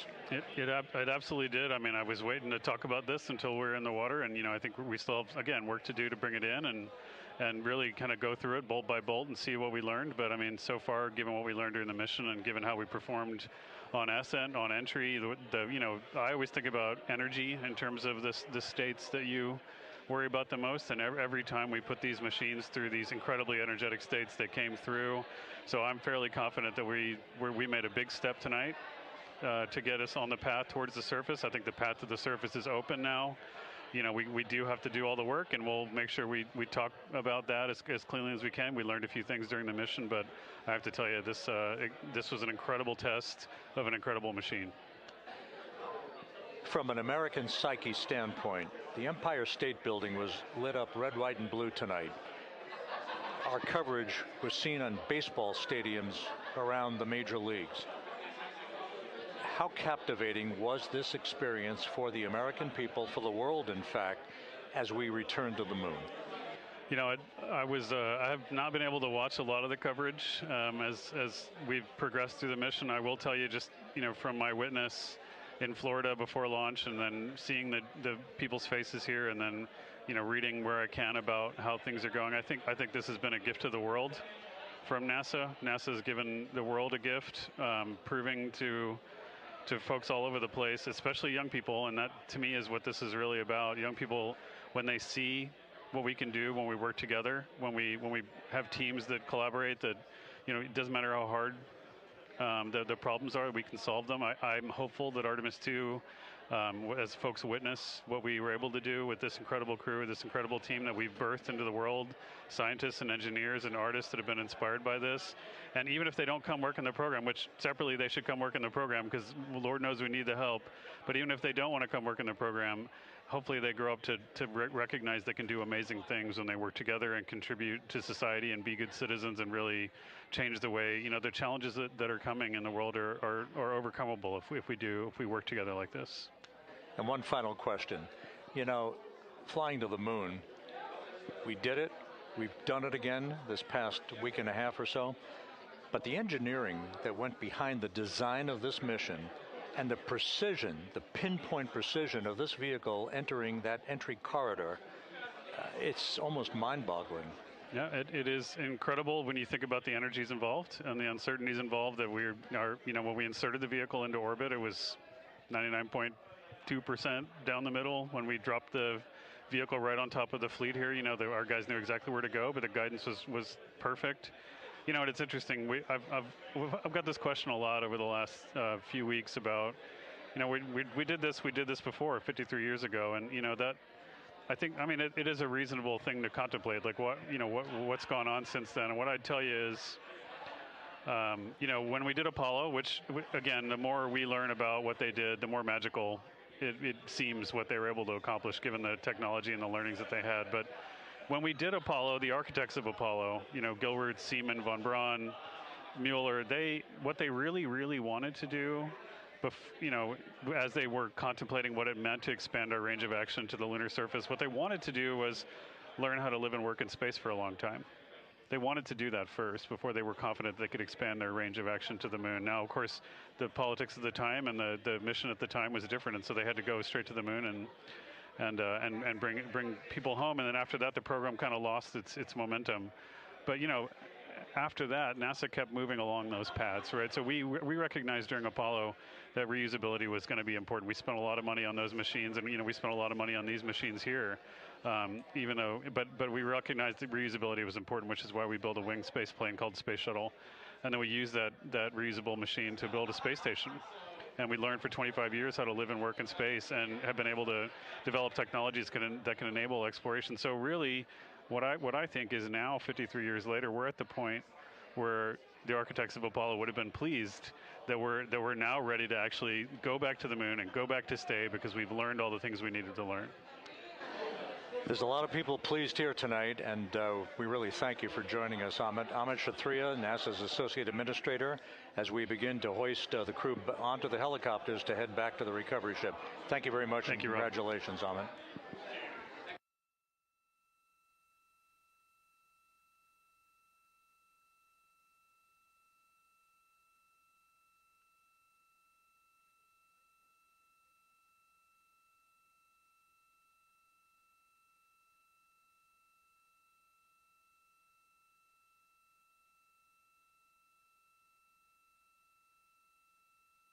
This is Mission Control Houston, with the crew members now beginning to be hoisted aboard the Navy helicopters. Let's go to Megan Cruz aboard the USS John P. Murtha, who will take it from here.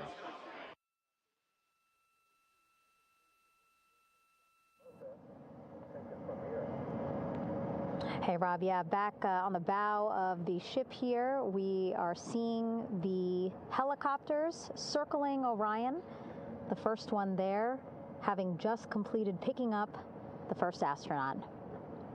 Helo 2 now, hovering just 40 feet above the front porch, lowering a recovery specialist out of the helicopter. That person will touch down in the front porch just there.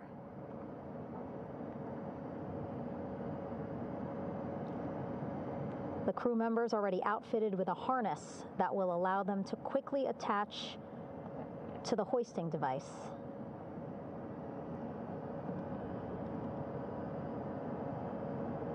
Look at the power of those blades throwing water out at the center there, the front porch, with now 3 astronauts and the recovery specialists.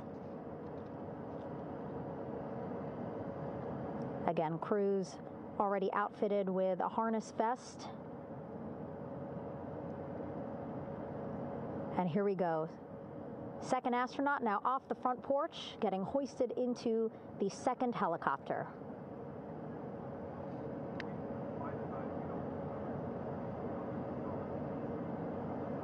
That helicopter will now hover just a distance away to give room for the first helicopter to come back and pick up the third astronaut.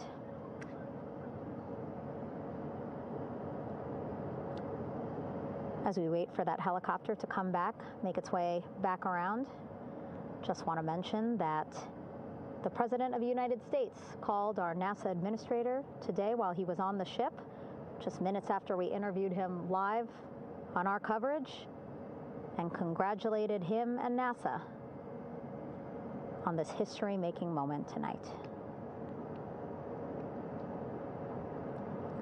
Helicopter 1 again hovering 40 feet over the front porch.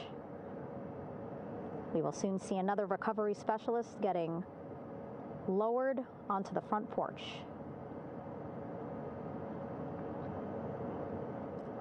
Wow, imagine sitting on that front porch, the wind, the water. But again, the recovery team determined that a helicopter flight back to the ship here would be safer, faster, and more comfortable for our crew who just completed a 10-day mission around the moon. Third astronaut in the air, getting hoisted quickly back into the first helicopter now.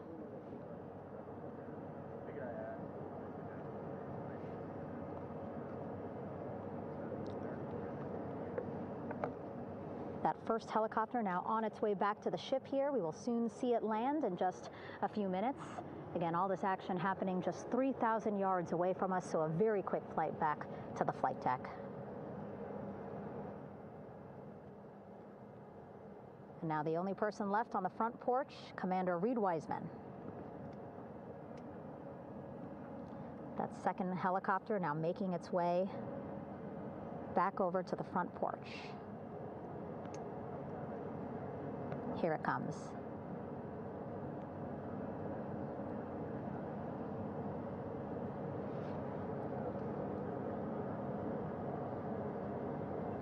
Making its final approach here.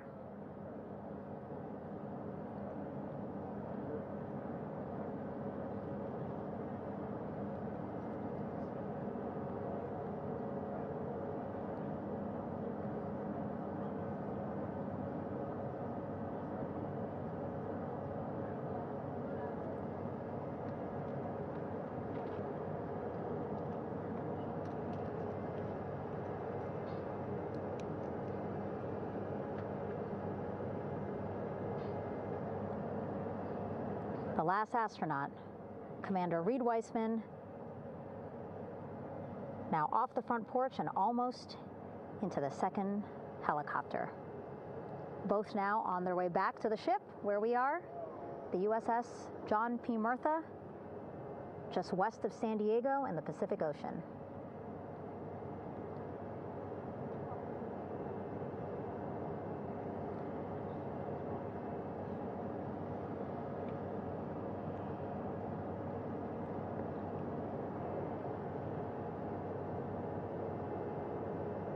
Exciting to see our 4 crew members minutes away from landing on the flight deck here on the recovery ship. 550 people on this ship, excited, ready, anxious, looking forward to welcoming this crew aboard.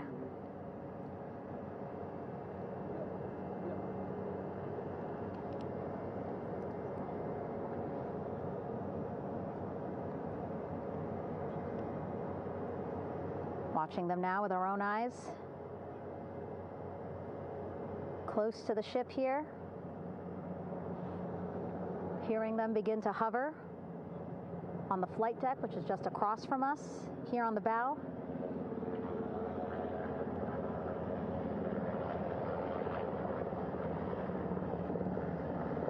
The first helicopter coming in.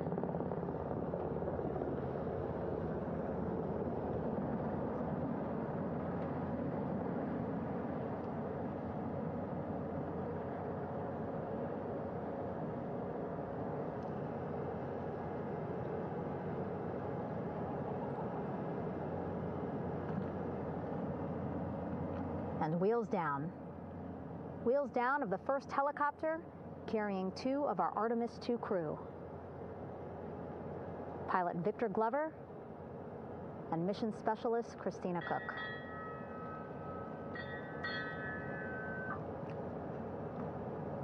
Helo 1 on deck reported on the recovery loop. Again, the mission audio loops that the recovery team are using here to communicate with one another. And an announcement just made on the ship, integrity incoming.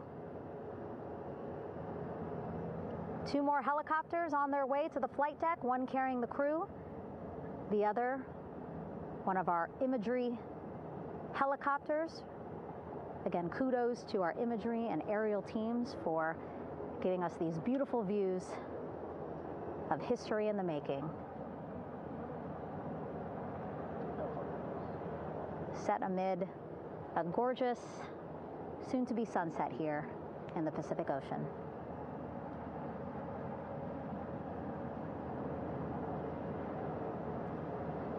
Second helicopter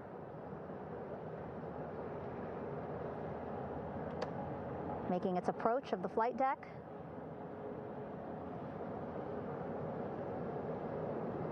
Plenty of people here on the bow with their cell phones out, filming this moment.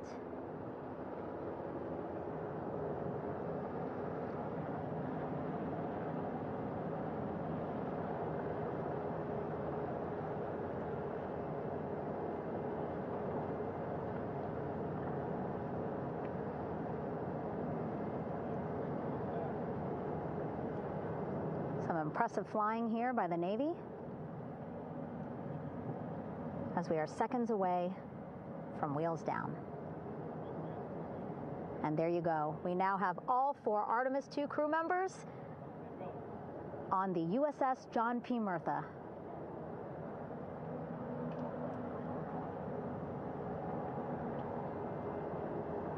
I'm sure they're happy to be out of the water and on this recovery ship with, again, 550 people on board, ready to welcome them home. But first, as we've been saying throughout the broadcast, just making sure the crew feel good.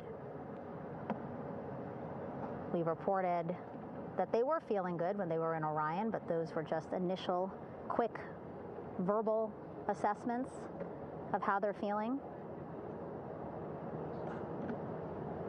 Their destination tonight, the medical bay here on the ship, right after we power down the helicopters here.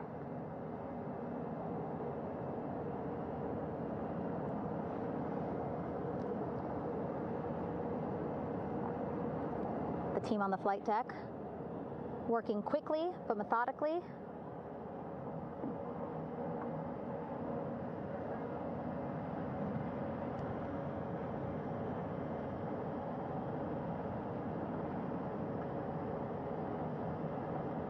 Waiting for just one more helicopter to touch down.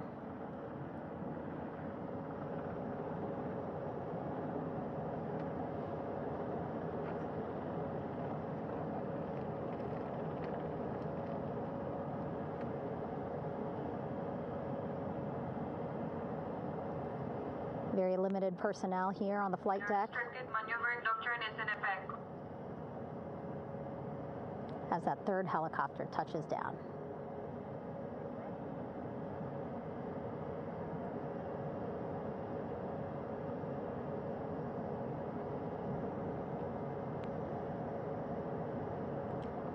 The ship is at flight quarters.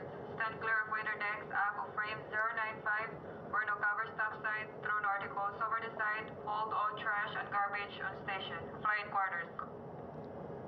While just a few folks on the flight deck itself, there are plenty more on some upper decks. I see in some of our views a very packed crowd overhead. Announcements being made over the ship's loudspeaker system, reminding folks to stay clear of operational areas like the flight deck, so that teams can work quickly to get the crew off of the helicopters and into the medical bay.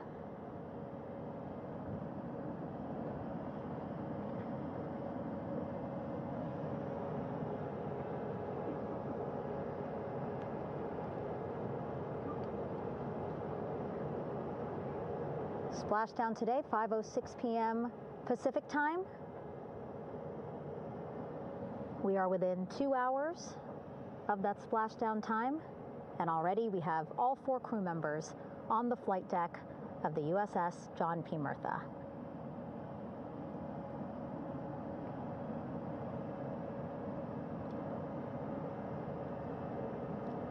Again, crew waiting before getting out for the helicopters to completely shut down.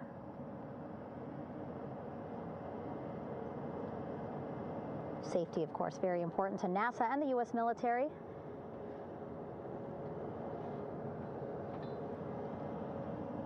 So we'll wait just a couple of minutes here before we start seeing crew members walk off the helicopters one by one.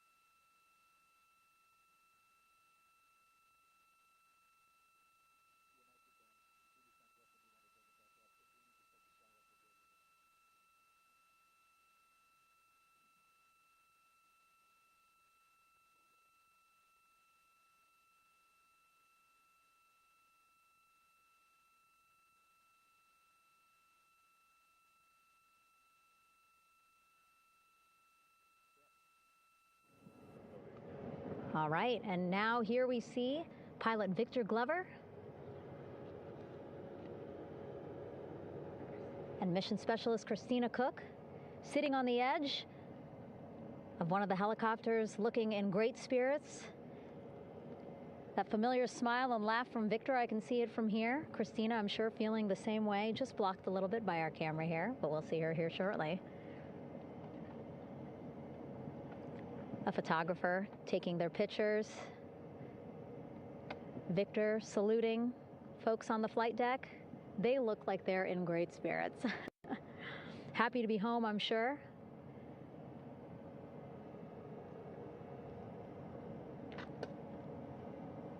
If you're sitting at home, I hope you too are wondering, what would you want to ask them if you got a chance to talk to them? Because that is what I'm thinking about.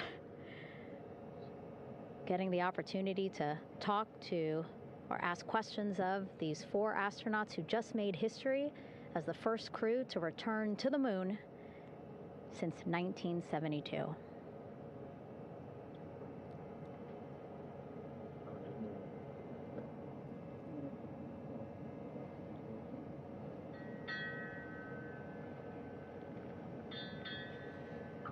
Oh, there we see Christina there, also smiling. Finally peering out, waving at the cameras.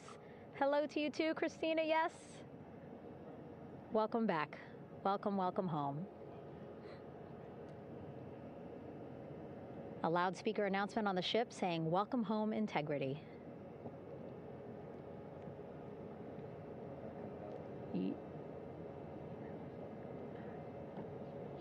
Victor in great spirits. I can't see who he's talking to, but I kind of think that he might be talking to his other 2 crew members.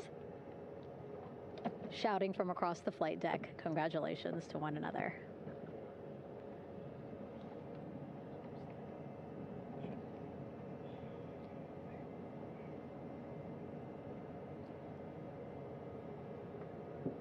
And so now we see some Navy personnel walking up to the helicopter. This is again the first helicopter carrying pilot Victor Glover and mission specialist Christina Koch. Both have taken off their helmets now.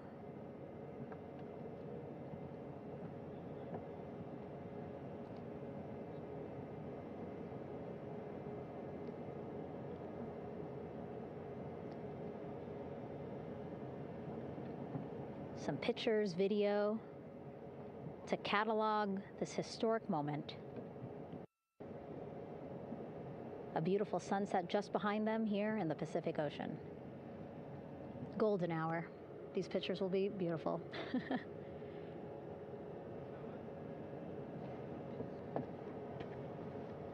Now we see NASA Administrator Jared Isaacman. He is on the flight deck, as well as Flight Surgeon Rick Schuring walking over to Victor and Christina first. We saw the administrator walk over to the other helicopter, which is carrying Commander Reid Wiseman and Mission Specialist Jeremy Hansen. We heard from Rick earlier in the broadcast. Again, he said he's going to be out there on the flight deck to do another initial assessment of the crew, ask them how they're feeling, anything bothering them. But again, from what I'm seeing, they look like they're in great spirits and feeling pretty good for folks who just traveled 695,000 miles from Florida to the moon and now here to the Pacific Ocean.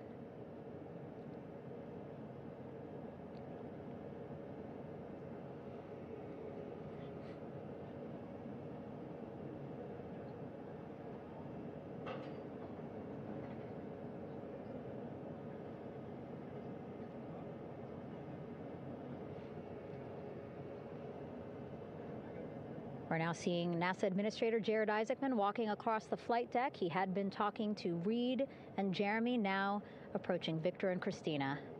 A hug from Victor, a hug from Christina.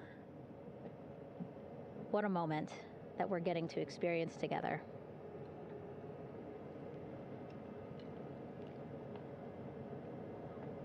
I'm sure congratulatory words. You know, we got to speak to the administrator live on this broadcast as well, and he said the kid in him right now, giddy, absolutely giddy at what we were able to accomplish today. Returning them home safely and in good spirits after a 10-day mission around the moon. And here we go. We're seeing Jeremy walking, waving across the flight deck, now on his way to the medical bay.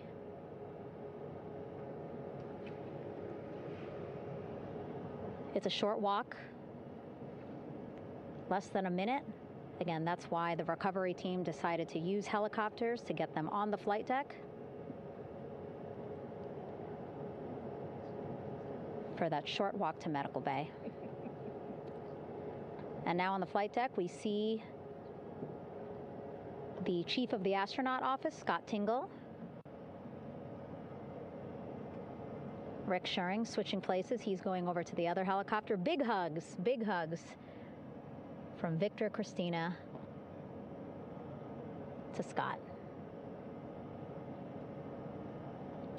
Again, a gorgeous sunset setting the stage for this recovery tonight.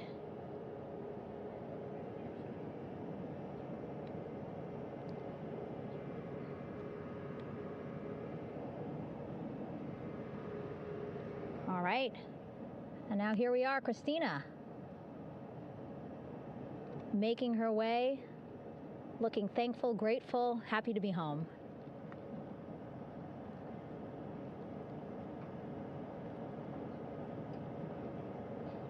You can see she's looking up. Again, lots of people, just a few levels up off the flight deck,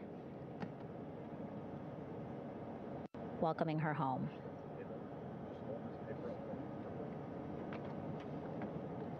Scott holding the door like a gentleman, but back on his way to the other crew still on the flight deck.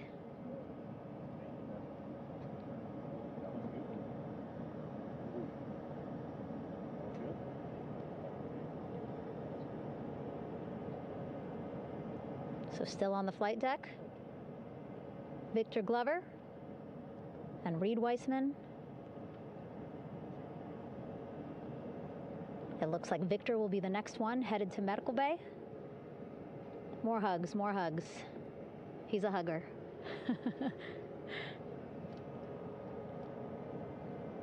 Victor looking good as he walks across the flight deck. NASA Administrator applauding. Victor applauding for all the folks on the ship with him who played a role in their safe return today.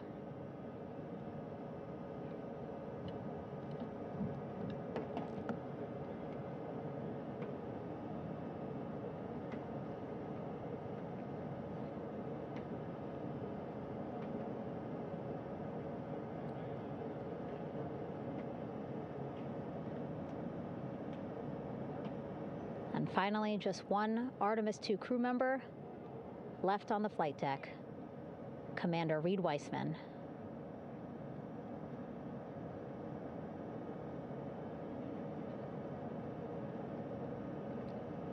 Applause from the group there on the flight deck, I'm sure, as well as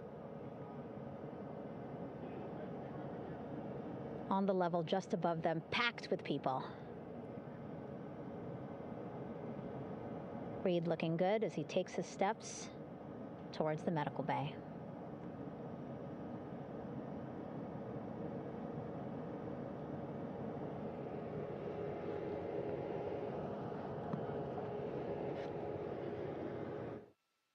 See our 4 Artemis II crew members back on the ship.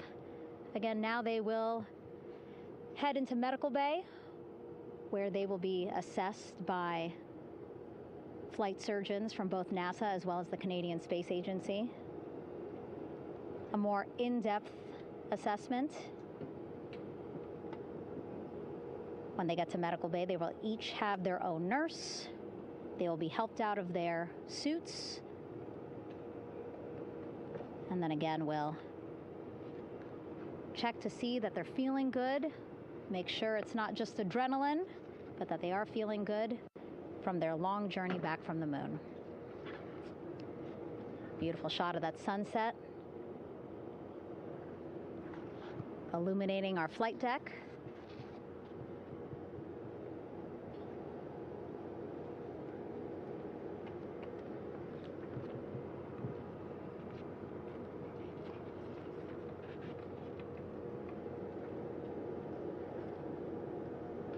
All right, and now with our astronauts safely on board, I want to welcome on Artemis Recovery Director Lily Villarreal. Lily, I don't know how you must be feeling right now. Ecstatic, relieved? So ecstatic, relieved. Of course, we still have to bring the capsule into the well deck of the ship, but this is a major milestone to have the crew here on the ship and in med bay. You know, our team has been preparing and working really hard, and I'm just so proud of them all. Everything went very well, just as planned. Our teammates in Houston, the flight control team was just amazing. We were able to have great conversations and communications about everything. And I don't know what else to say. I'm just so ecstatic. It's such a wonderful feeling to get to this point. Again, we still have to get the capsule, but this is huge for all of us in landing recovery. And I couldn't do this without my team, and of course the full support of the U.S. military. There's going to be lots of, high fives when we get the capsule back in, and I'm so happy that the crew's doing well, Orion's doing well, and thank you for everybody watching. Yeah, it was great to watch the crew come back to the ship with you. How were you feeling when you were seeing them looking so happy to be home and feeling really good? The funny thing is that we had video of them from inside the Orion vehicle. They were like that from the beginning. When we opened the hatch, they were already out of their seats, having a good time, waiting for us to open the hatch. And they opened the hatch, and of course we did the first medical assessment. Everybody was doing very well, and they were just having such a great time with the medical team that was inside the capsule. I think they were all taking selfies with the phones that they have, probably talking about what they saw, and it was just smiles all around. They were having such a great time. And then we put them on the front porch when we were ready to put them on the front porch. And again, you could see they were just so ecstatic to be home and talking to everybody. So we were very happy to see all of that in the control room of the LFOC. How remarkable is that? Again, if we think about their journey, the 695,000-mile journey around the moon and back, coming back at 30 times faster than the speed of sound. I mean, how remarkable is that they are in such good spirits? I mean, this is an amazing crew. I think you guys have seen it for the past 10 days. They're wonderful people, and we're so happy that they brought us along on that ride. And I can't wait to see all the additional videos and pictures that they have that, we'll get a hold of now that they're back on the ground. And I can't wait to hear how, a little more than what we saw on the press briefings from the crew about what they saw It's just fantastic. You know, some of my favorite people around this 10 days was the science team and how excited they were. And so this is exactly how we feel in the landing recovery team when the science team went, oh my goodness, when they heard all the discussions about the moon. This is exactly how we feel now in the landing recovery team. We're so ecstatic. Yeah. Again, we have to recover the capsule. I want to make sure we don't forget about our Orion. Lily's all about business. She's thinking about what's next. But yeah, speaking of these 10 days, I mean, we have been along for the journey with them, live with them 24/7 for 10 days, and just really seeing the engagement that we've gotten from around the world. What do you hope people take away from this mission? I think that's fantastic. So, you know, my story was that I went to the Kennedy Space Center. I was born in Colombia. I was 10 years old when we moved to the United States, but when I was 7, my family took me to the visitor center, and that's when I learned about Apollo. And we went to the moon, and I learned about astronauts, and that story was what really fueled me to want to do STEM and want to be an astronaut. And I think that this Artemis program is going to do exactly what, what girls, my age back then is 7, young people right now, girls and even like young men, obviously. But we want to empower people to know that you can do this, right? If you want to come and work for NASA, if I did it, they can do it. And Artemis program is just going to inspire everybody. And I'm so happy about that. Yeah. Like Apollo inspired me. Thank you so much, Lily. Really appreciate you being here. As you said, still a lot of work to do. 5 to 6 more hours to recover Orion that's still out in the water. So I'll let you get back to it. But you had beautiful words to say again. We hope that this inspires people. We hope that you come and join us at NASA and accomplish great things with us in the future. Yeah. Back to you, Rob. Thank you, Megan, and safe sailing out there in the Pacific. Here in Mission Control, it is now all quiet. The team of flight controllers and all their support personnel have left the room to enjoy the aftermath of a textbook touchdown by Integrity that splashed down in the Pacific right on target to complete this historic flyby of the moon, the Artemis II mission.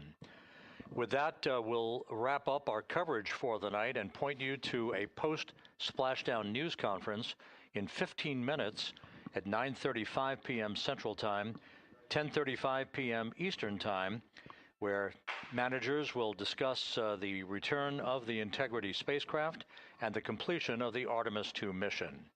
With that, we'll wrap up our coverage for this evening and historic mission in the history books. This is Mission Control Houston.